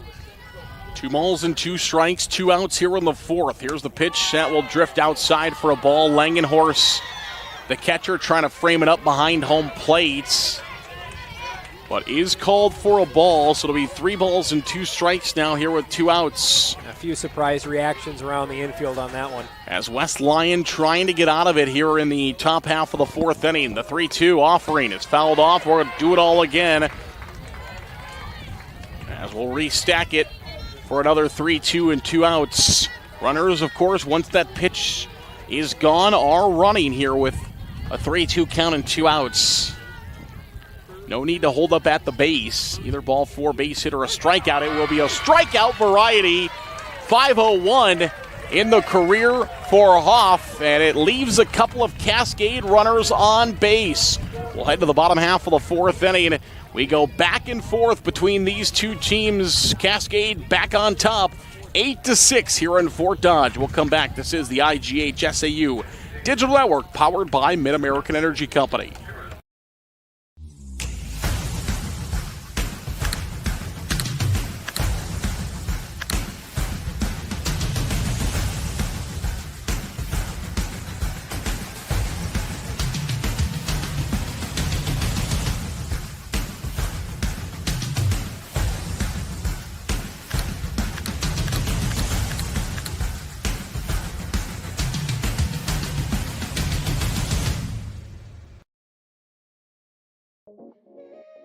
This is you. And you are why we do what we do. Each and every one of you are wonderful, amazing people. So we'll treat you that way on your journey of trusted care. Because the way you feel matters. Unity Point Health. Know how much you matter to this world.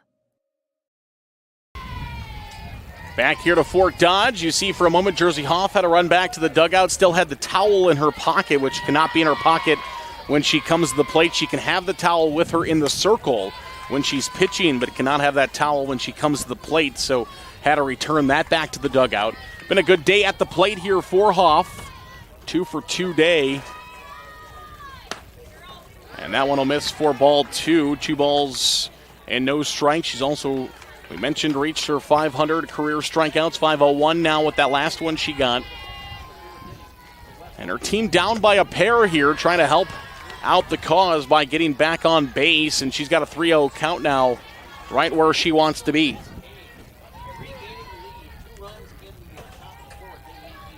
Here's the set and that 3-0 pitch. In there for a called strike, so good job by Green coming back to the plate with a strike after missing on the first 3 pitches. Green has thrown much less, just 67 pitches for her through 3 complete innings. And that one right back at the pitcher. Green will field it. Little PFP fielder's pitching practice, and able to fire that one back over to first base, something that both baseball and softball coaches work on extensively. Is comebackers right at the pitcher, getting that ball over to first base, and Green able to do so fundamentally there. You bring up the pitch counts, Aaron, and that's something we talked about it in the last half inning to keep an eye on as this game moves along. Cascade's got the lead. They definitely have been making Hoff work in the count a lot more than West Lyon has forced Green to work. West Lyon hoping to change that as this game moves along. Tough play in the hole for Frake, and it is caught at first base on a hop. What a play by both the shortstop and the first baseman. Frank first in the hole as she had to go deep for that one. And a little Derek Jeter back across the diamond, scooped out for out number 2. What a play. A little smirk, too, on Lydia Rallis' face over there at first baseman. She was full extension to stretch that out and timed it perfectly, took the short hop. That one lined right back up the middle. Nobody's getting to that one as it is ripped right back up by Childress. And she's on base, and here comes West Lyon now hoping for a little 2-out rally to get back closer, down by 2, 8-6. We talked so much about Langenhorst in the open. We talked about Hoff, but then you're seeing Childress with a 3 RBI double. You're seeing Selesky with that 2-run shot back in the first inning, and that's what the state tournament's all about, right? Is yes, you got to lean on your go-to players, but role players chipping in these crucial moments. You're going to see players make names for themselves this weekend, and that's a pretty special part of being here in Fort Dodge. Fouled back at the backstop.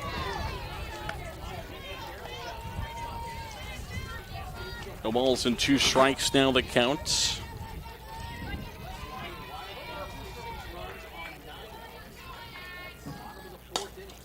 This one popped up and out of play, and that one will be over to the right side.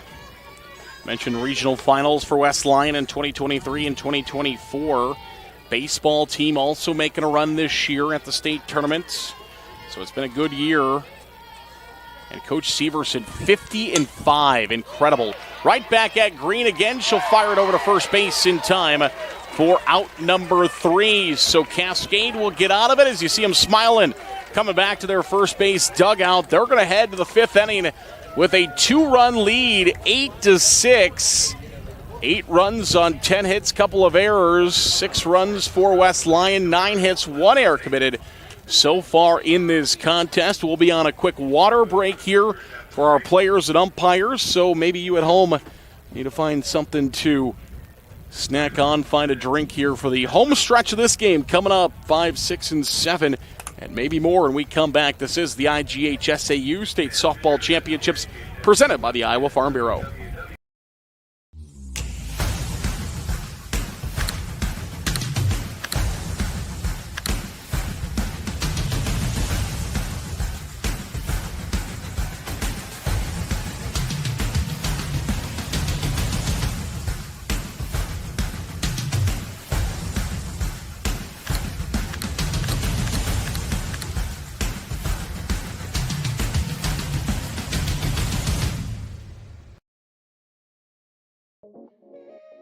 This is you. And you are why we do what we do. Each and every one of you are wonderful, amazing people. So we'll treat you that way on your journey of trusted care. Because the way you, and you feel matters. Unity Point Health. Know how much you matter to this world.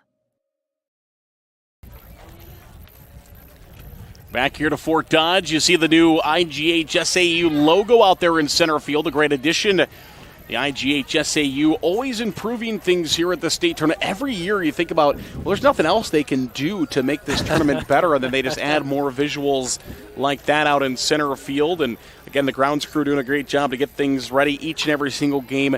I was talking with John on the 10:30 game. The grounds crew had a lot of work to do this weekend.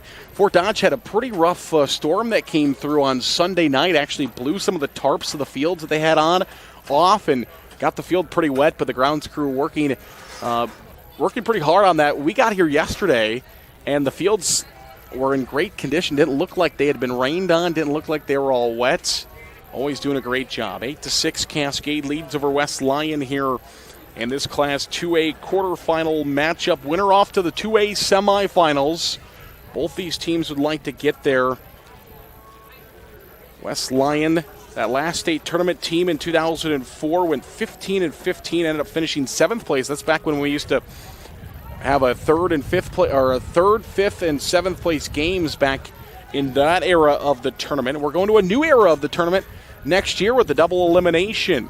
I walked down and checked out the work going on down at the mini minor fields. They've got Wrigley. We talked about Yankee already, and then they got Fenway out there. That's the names of all the fields. The fields used to actually be replicas of all those Major League Baseball fields, Wrigley Field, Yankee Stadium, and then Fenway Park.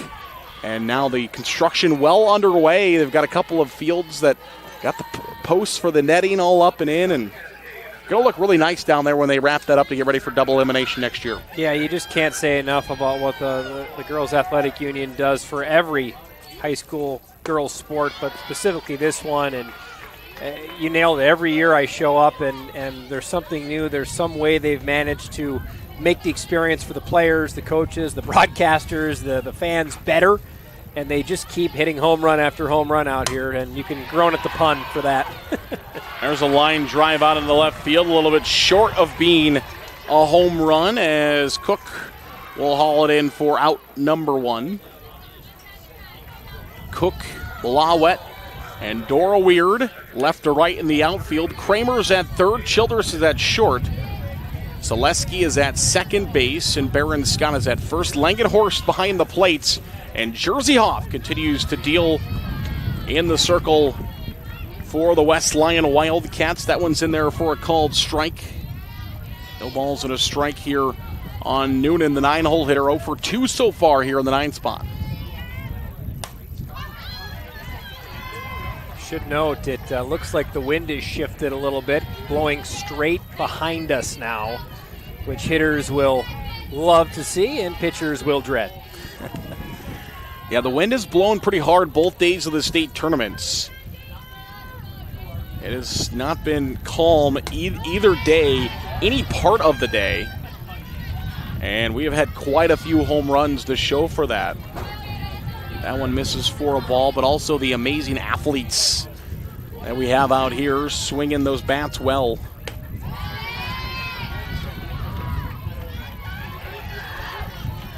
Two balls and 2 strikes on Noonan. Noonan trying to flip the lineup card over, get back to the top of the order with a runner on base. Hoff now at 97 pitches, just off the century mark, and there's a swing and a miss, strike 3, and she'll add another strikeout to her ledger. Well, it's all gravy now. Once you get over the 500 mark, you're just trying to continue to pile up as many as you can before your high school career comes to a close, and you got to give her a lot of credit. I mean, let's not forget, this was a 4-run first inning that she gave up with a grand slam. That could jar your confidence pretty quick, and she's really settled in nicely. The rise ball working to perfection and playing the wind to perfection is Childress. Gets the rise ball upstairs, wanting to pop the batter up. She does exactly that. Childress has to play that swirling ball through the middle of the infield, and she makes the grab for out number 3. We head to the bottom half of the 5th inning. It is time again for West Lyon to bring their bats up, trying to tie or take the lead once again. They trail 8-6 Cascade, pacing this one. We'll come back for the bottom half of the 5th after this. This is the IGHSAU State Softball Championships presented by the Iowa Farm Bureau. Here in Greater Des Moines, we're the unexpected sports mecca that feels like home. We are the big ballers, the little kickers, the underdogs, and the bulldogs. We've got events wacky and wild, big and small, we host them all. That old sports cliche, nobody believes in us? Nah, when you come here, you'll believe. Because in Des Moines, only the S's are silent. Let's go! At MidAmerican Energy, we're one company serving 1.6 million people who all need energy that's available 24/7. That's why we work 24/7. That's why we make investments in our systems that make us more resilient to extreme weather. That's why we generate power from all available resources to cover the variables in supply and demand. And that's why when the power is knocked out, we work around the clock to restore power to you. MidAmerican Energy, obsessively, relentlessly at your service. The Iowa Farm Bureau knows that strong schools build strong communities. That's why they proudly support the Iowa Girls High School Athletic Union. And that one is popped up into left field for out number 1. And this is inspiring the Girls State Softball Championships by supporting Iowa's youth. They are helping build Iowa's future. Not sure that Cook thought knew I was doing a read there. Decided to go after the first pitch. Most certainly didn't. How disrespectful of her. No, it's good to see the girls staying aggressive, trying to feed off those first pitches. They know pitchers really like to come home with a strike on the first pitch to get ahead, especially the first pitch of an inning. And Cook jumping on that one, just got a bit under it, though, and sent it out to Frake out in left field. Now a 2-0 count here on Selesky. And I'd still like to see West Lyon challenge Green a little bit more into some deeper counts. You talked about it, the pitch count differential right now is favoring Green. And by about 20 pitches. Yeah, you want to try to force her with the heat like it is, and we're coming in and out of the sun here with the clouds, but it's hot out there, and you want to try to force that fatigue a little bit if you can, and it could be the difference in an 8-6 loss or maybe a 10-8 win. 4-pitch walk to Shaleski, so she'll be on over at first base as Dora Weird will step in to bat from the right side. The right fielder for West Lyon will step in from the right side to bat here. Goes without batting gloves. You don't see that very too often, but it's all about being comfortable at the plate, and obviously not having batting gloves is what is most comfortable to Dora Weird, trying to get on base, and that one could be trouble in the middle of the outfield. It's going to get down for a hit, and it gets behind. They've got him in a rundown, getting back to first base and sliding in safely. Now running off to third is Shaleski. What a mess, but it works out for West Lyon as Dorna Weir thought that Shaleski was going to move over to third, so she starts sprinting. They get into a rundown between second and third, which allows Shaleski a heads-up play. She's going to take off for third, and that's going to work out in favor of West Lyon. Runners are at the corners now with one out here in the bottom half of the fifth. Dysfunction at the junction there, partner. My head was spinning. There was a lot going on, whether it was out in center field or the ball just sort of snuck behind the center fielder Simon. Then all of a sudden we had the Dorna Weird get caught in a bit of a pickle there, and the mess was perfectly described. Now she steals second base, so 2 in scoring position. That's the tying run now at second base. That one's in there for a called strike, and it is Langehorst due up. 0 for 1 so far at the plates. Cascade has done a good job of pitching around her so far today. Ground ball to the right side. That's going to score at least one. They're going to try to score 2. Here comes the throw to the plate. Not in time. We're not it again. A 2 RBI single. I was just about to say Langenhorst would be a big spot to her to enter this game offensively, and she does just that. Let's watch it again as Langenhorst just rips this one right past the first baseman into right field. An aggressive send by Coach Severson over at third.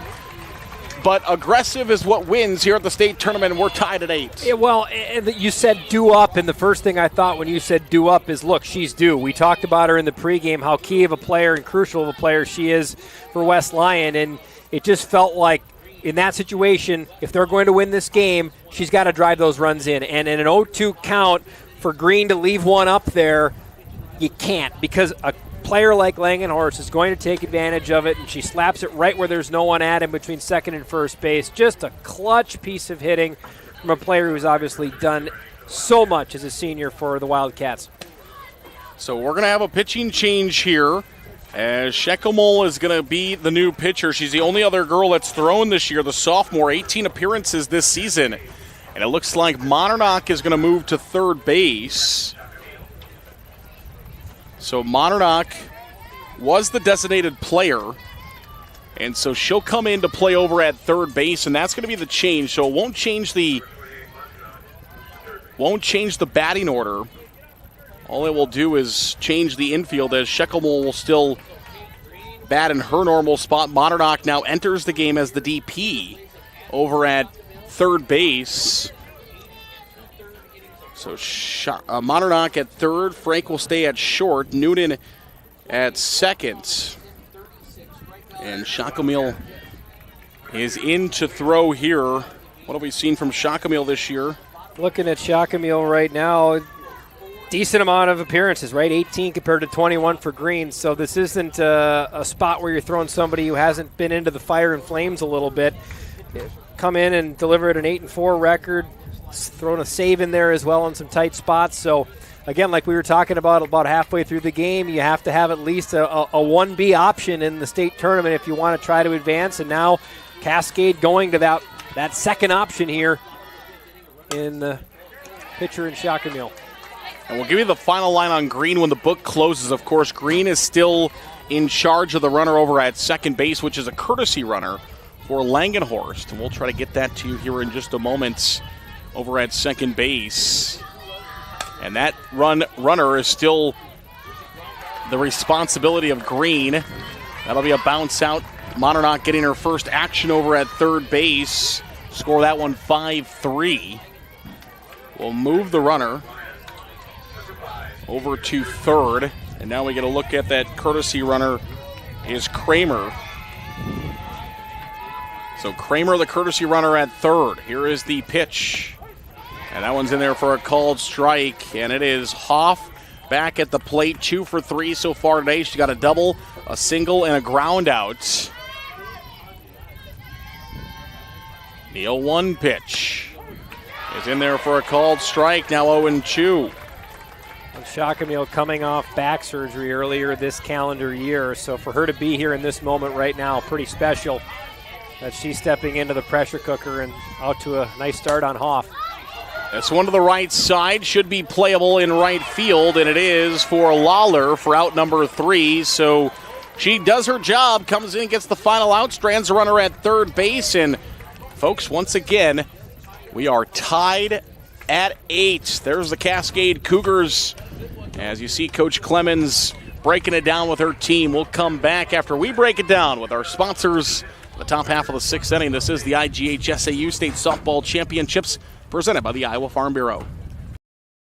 We know that carrying your groceries out to your car seems a bit old school. That saying hello and asking about your day feels like a thing of the past. Being best at fresh, it's not just a fad. Serving high-quality meat at affordable prices?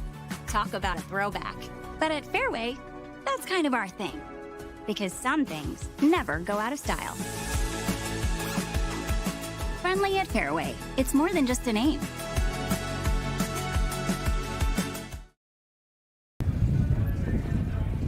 Back here to Fort Dodge, we're on our 3-minute water break for these two teams. 8-8 our score. 8 runs on 10 hits and 2 errors for the road team on the scoreboard in their navy blue uniforms for Cascade. You see the white uniforms of West Lyon there on the left side of your screen. They have 8 runs on 11 hits, have committed 1 error in the contest so far. There's a wide view. You see the fans out in the center field enjoying a good day of softball. And those fans out there in those center field bleachers likely getting a tan. I hope they brought their sunscreen because, yeah, there's no relief from the sweltering heat out there in center minus the occasional cloud. But, boy, you look at the scoreboard, and it's a really good representation of this game that we've seen. It has been extremely level.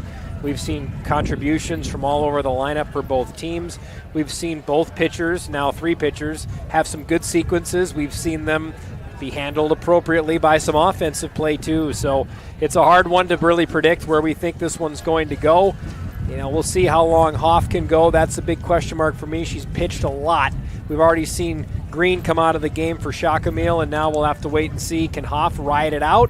Will they try to go to somebody else, or is that the horse they've hitched their wagon to, and that's what they're going to do riding it down the stretch? I would imagine probably Hoff. Why not? She's had a fabulous year. She's done pretty well considering 4 of those runs came in 1 inning and 1 swing back in the first. But I think fatigue's going to be a big factor now, and can some of these batters really force the pitchers to get out of their comfort zone and maybe find their way into 1 extra run, because we're getting deep in the night. It might not be 1, it might be 2. That's all it might take to win this one. It should be a fun photo finish. Winner of this game gets the winner of number 2 seed, Louisa Muscatine and West Monona. That game started at 2:30, probably close to wrapping up. We'll see if we can get you a score on that game over there in the 2-7 matchup. Earlier today in Class 2A, it was Van Meter getting past East Marshall. Number 1 seed Van Meter back into the state semifinals. And the last game you watched here on this field was number 5 West Fork all over number 4 Durant. That sends the Warhawks to the semifinals for the first time against Van Meter. That game will take place just before this semifinal here on this Iowa Central field. While we're mentioning it, we want to say thank you to our friends at Iowa Central for sponsoring the field. This field, the field that's normally occupied by the St. Edmund Gales in the regular season. St. Edmunds will get a play later today in the nightcap here on their home field in the state tournaments. The other field, the normal home field of the Fort Dodge Dodgers. Channel Seed field across the way. That one's in there for a called strike. Back to action here. It'll be 2, 3, and 4. The Hartley order due up for the Cascade Cougars, who are now back into a 6-6 tie, 8-8 tie with the West Lyon Wildcats. Ground ball to the right side. And it is fielded and will get the out over at first base for West Lyon. Zaleski a little bit low on that one. Baron Scott, though, there. You see the girls out there next to each other. Zaleski pointing at Baron Scott, saying good catch. And they've got the first out after a couple of strikes thrown. 4-3, the official score of that one. Frake steps back in, 1 for 3 so far today here in the 3 spots. Got things started in that first inning for Cascade, what turned out to be a 4-run inning for the Cougars with a line drive single into left field. Since then, she reached on an error at shortstop and also grounded into a fielder's choice. And that one will be low for a ball. It'll be now 3 balls and no strikes. Likely holding on this 3-0 pitch is Frake. It's been a patient group, these Cougars. They really haven't swung on much they shouldn't have here today. That one's in there for a called strike. Now 3 balls and a strike the count. As Frake trying to get on base.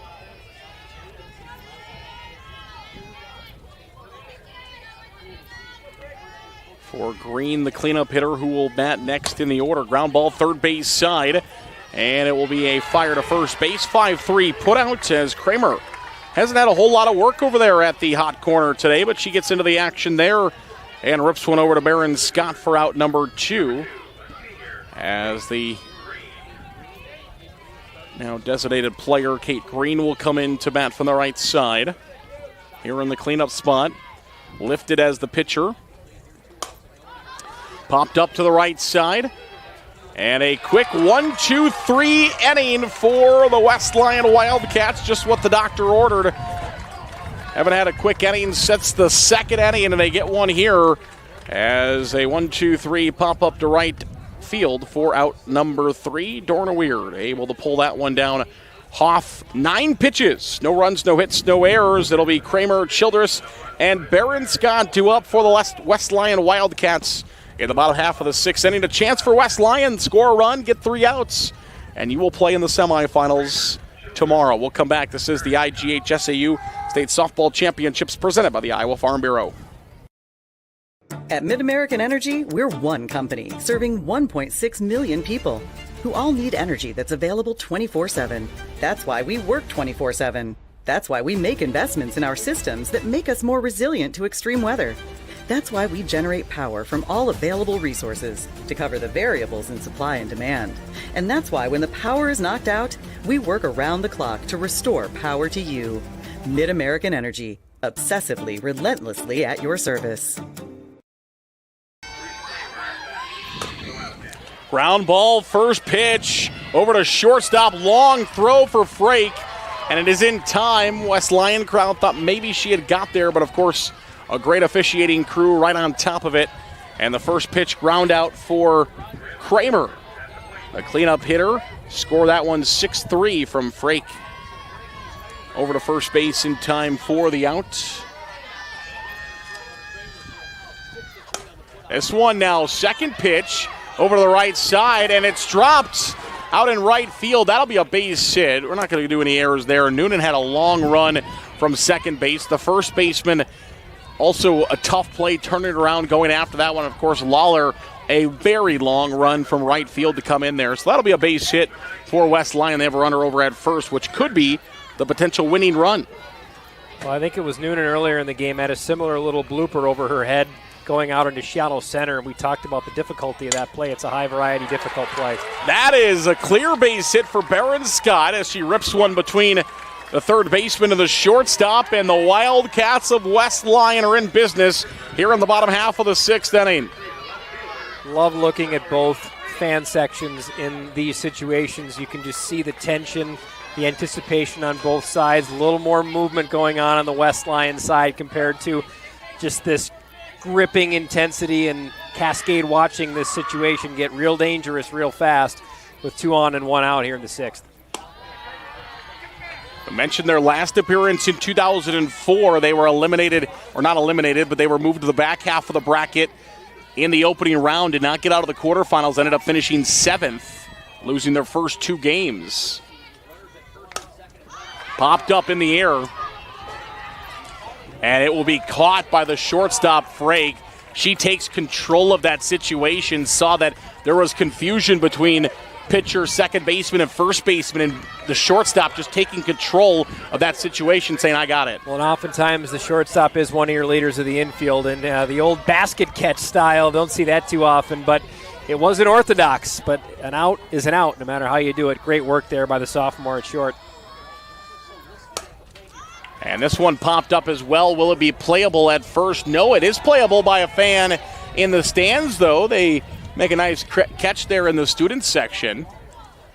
And, young man, you can take that back to the concession stand for a sucker. I hope he does.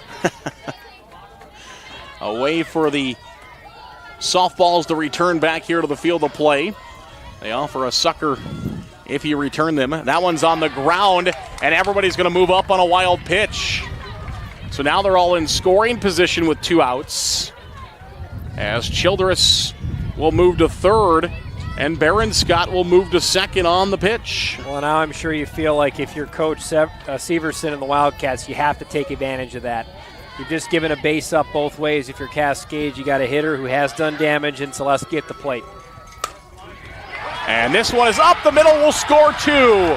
1 run. Here comes the second run around. It will not be cut off, and off the second base is Selesky. And Selesky puts West Lyon back out in front. Third and fourth RBIs of the day, batting in the 8 spots, Aaron. You want to talk about value from the freshman Selesky. This is why the state tournament can make names and make stories out of young players, because you never quite know who that person's going to be that steps up and delivers. And maybe a bit of an unknown source for this West Lyon team. It wasn't Langenhorst, it wasn't Hoff, it's been Selesky who's driven in 4 of the 10 today for West Lyon, and she'll get a hero's return to the dugout as they make a sub to have her run at have a different runner come in at second. In 2004, Solon dominated the West Lyon team 14-0. That game was only played in 4 innings.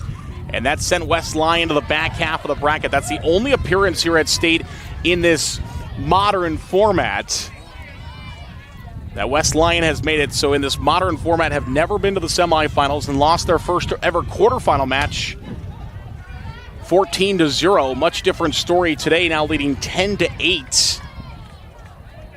Yeah, obviously a much different feel, and you got to give this, well, both teams, but the Wildcats specifically, some credit. This game's been a roller coaster ride, and there's been a lot of swings and momentum where one team looks like they're ready to run away with it, and it's been a really impressive display from both teams. That will be another base hit for West Lyon. They're going to try to score another run. No, now they hold up the runner at third. I think Coach Severson wanted the runner to go home. Instead, holding up at third is the courtesy runner. Emma Noonan got a little bit, her feet got dancing there down the line. Thought about it, wasn't quite sure. Smile from Coach Severson at third saying, hey, that's okay. We'll still get you in here. And the right batter at the plate to do it in Langenhorst. Langenhorst had a couple of RBIs the last time to the plate, has a chance for more here. The pink batting gloves to go along with this state tournament. She sends one into left field, and it will be playable for out number 3, out and left by Frake, as she'll glove it. Last chance for Cascade. They need at least 2.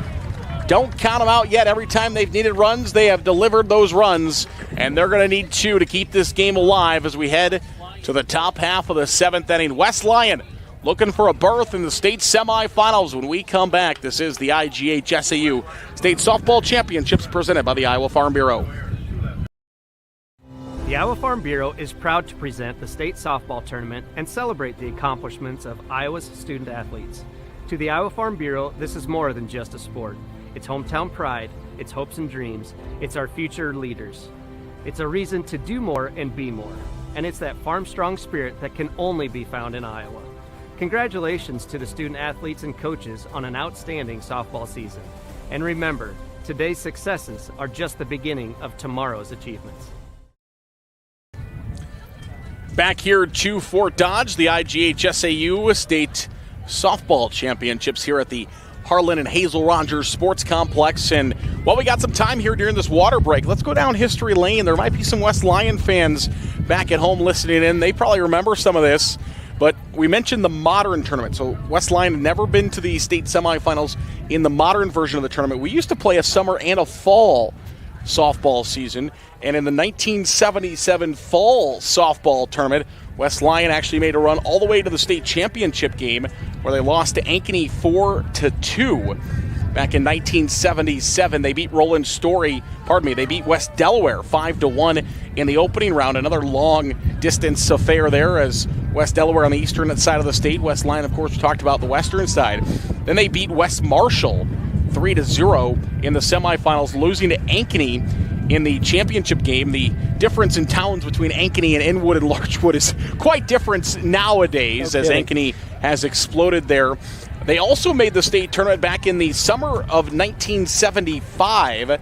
They made the tournament there in 75, and that's when back then just had one class and everybody kind of played in the same situation there. In 1975, they were one of 16 teams who made it here to the state tournament. One of those other teams that made it here to the state tournament is the team that you had in the first game way back in the day, West Fork, which is a bunch of small towns that have formed together, includes the towns of Sheffield. Actually, the high school is still in Sheffield. Sheffield and Chapin, back then it was just Sheffield and Chapin. They were also a part of that state tournament back in the day. That was back in 1975 as West Lyon has had some runs here at the state tournament, but in this modern version of just a summer season, have never been to the state semifinals, and they're going to try to do so here in this situation. Of course, we've had some amazing athletes that have come through here that are probably either here watching today or watching online with us, checking in on their West Lyon Wildcats. Who are in the driver's seat here. Yeah. No doubt about that. But they have to get 3 big outs here against this Cascade team that you know is not going to go down without a fight. When you look at the batters due up, and you normally might look at it and say, well, at least it's not the top of the order. But with the way that the Cougars have batted today, Shakamule's had a good day. Monternock with that grand slam earlier. Lawler's 2 for 3. There's some danger here for the next batters that are up for this Cascade team. So Jersey Hoff's going to have to be on her A game here to try to seal this off. First pitch missing for a ball, 1-0. This is just the 3rd ever state tournament appearance for the Cougars of Cascade. 2015, we mentioned that one, but then before that, it was 1994. Talking with Coach Clemens, obviously that was a big gap when she was a part of that 2015 state tournament team. They were so excited because they hadn't made it since 1994 before that point. So big gaps between 94, 2015, now here again in 2025 and trying to make a run to the state semifinals. And it starts here with the leadoff hitter, now pitcher, Shaka Meal, who has a even 2-ball and 2-strike count.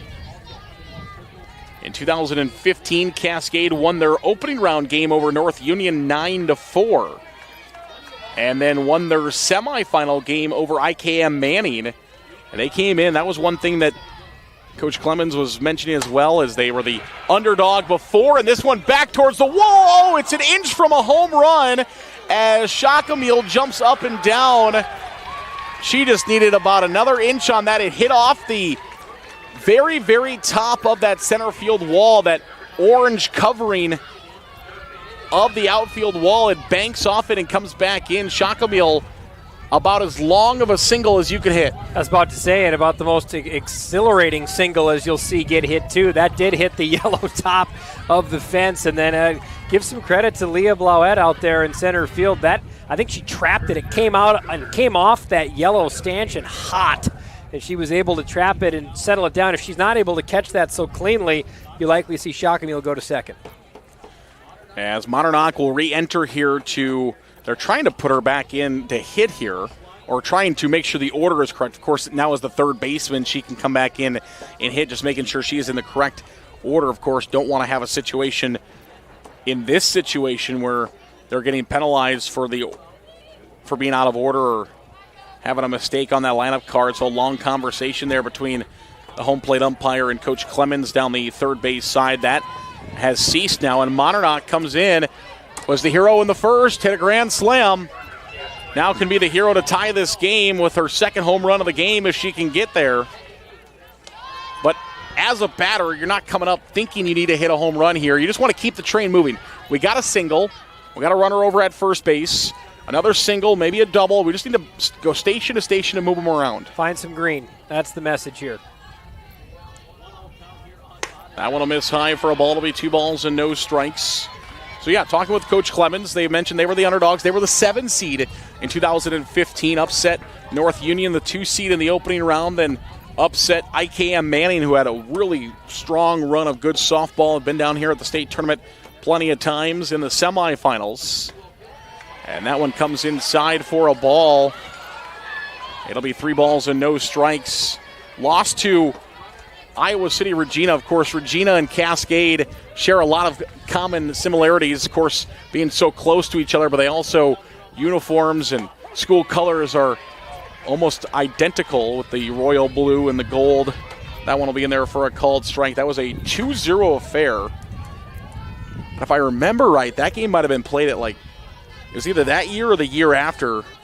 Played at it was also Regina won a state championship at 2 o'clock in the morning after some rain. That'll be a 5-pitch walk. Can't remember if that was the 15 season or if that was 16 or 17 season, but yeah, Regina won a state championship at 2 o'clock in the morning as everything was delayed with the rain. Your coffee was a must that day. Yeah. Yes, it was. Runners are at first and second. Nobody out. Cascade has to have 2 runs here. And that one will miss off the corner as 5 of the last 6 pitches have missed here for Jersey Hoff. 119 pitches for her in 6 complete innings thus far. 71%, so she's increased that percentage of strikes by about 10% over the last couple of innings. And she goes back to an old favorite with that breaking ball. That's been her killer pitch today, and I'd imagine as a pitcher you have those pitches that if things aren't going the way you want them to, you have one you know you can count on, and that breaking ball has been it so far today for Hoff. 1 ball and 1 strike the count. Top 7. And that pitch is in the dirt for a ball. Now 2 balls and 1 strike. The tying run is at first base. That is a must-have run for Cascade.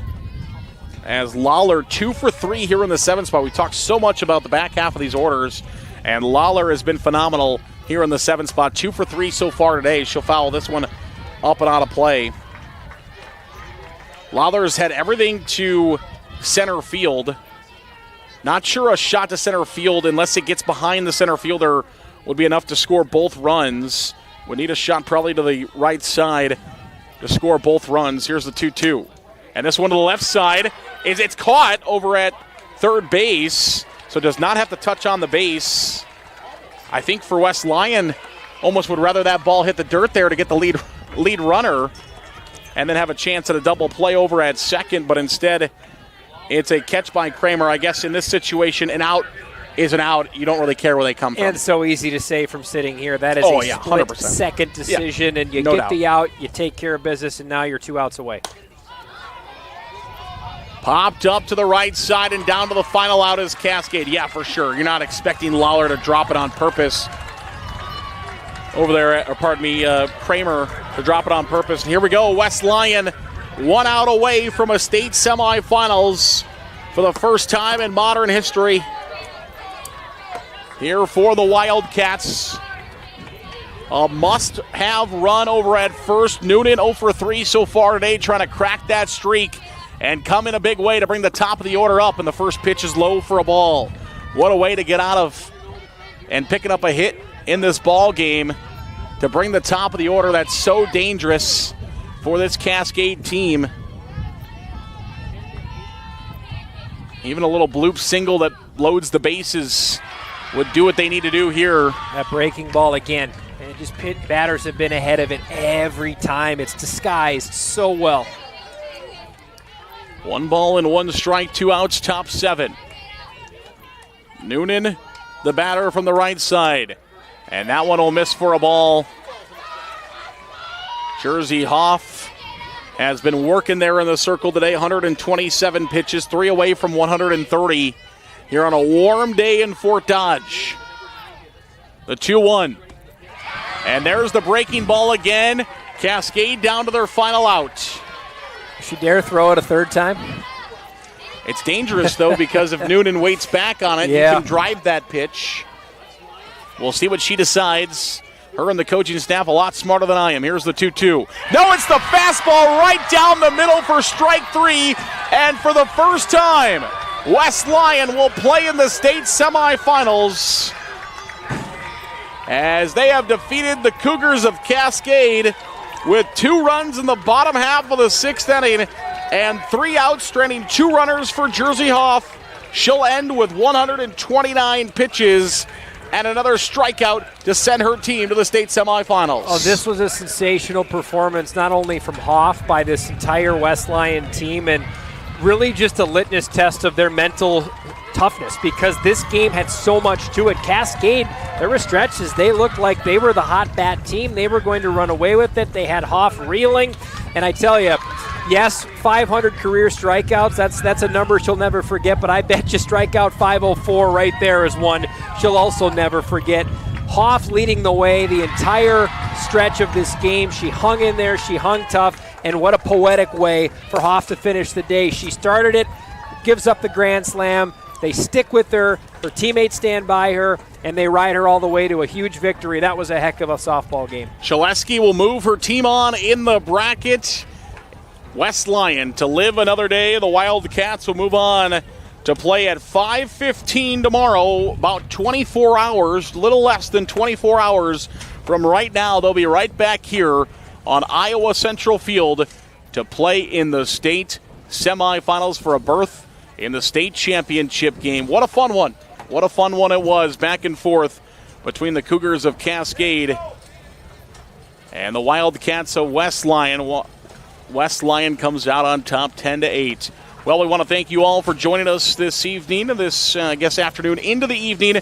Thanks, of course, to our great sponsors, Mid-American Energy Company and the Iowa Farm Bureau, and all of our sponsors that make it possible for us to be out here. Thanks to Aaron back in the truck, our producer today. He's Ben Gislison. I'm Zaret Agastal saying good afternoon from Fort Dodge. Make sure you join us for the next 2 games coming up here on the IGHSAU Digital Network.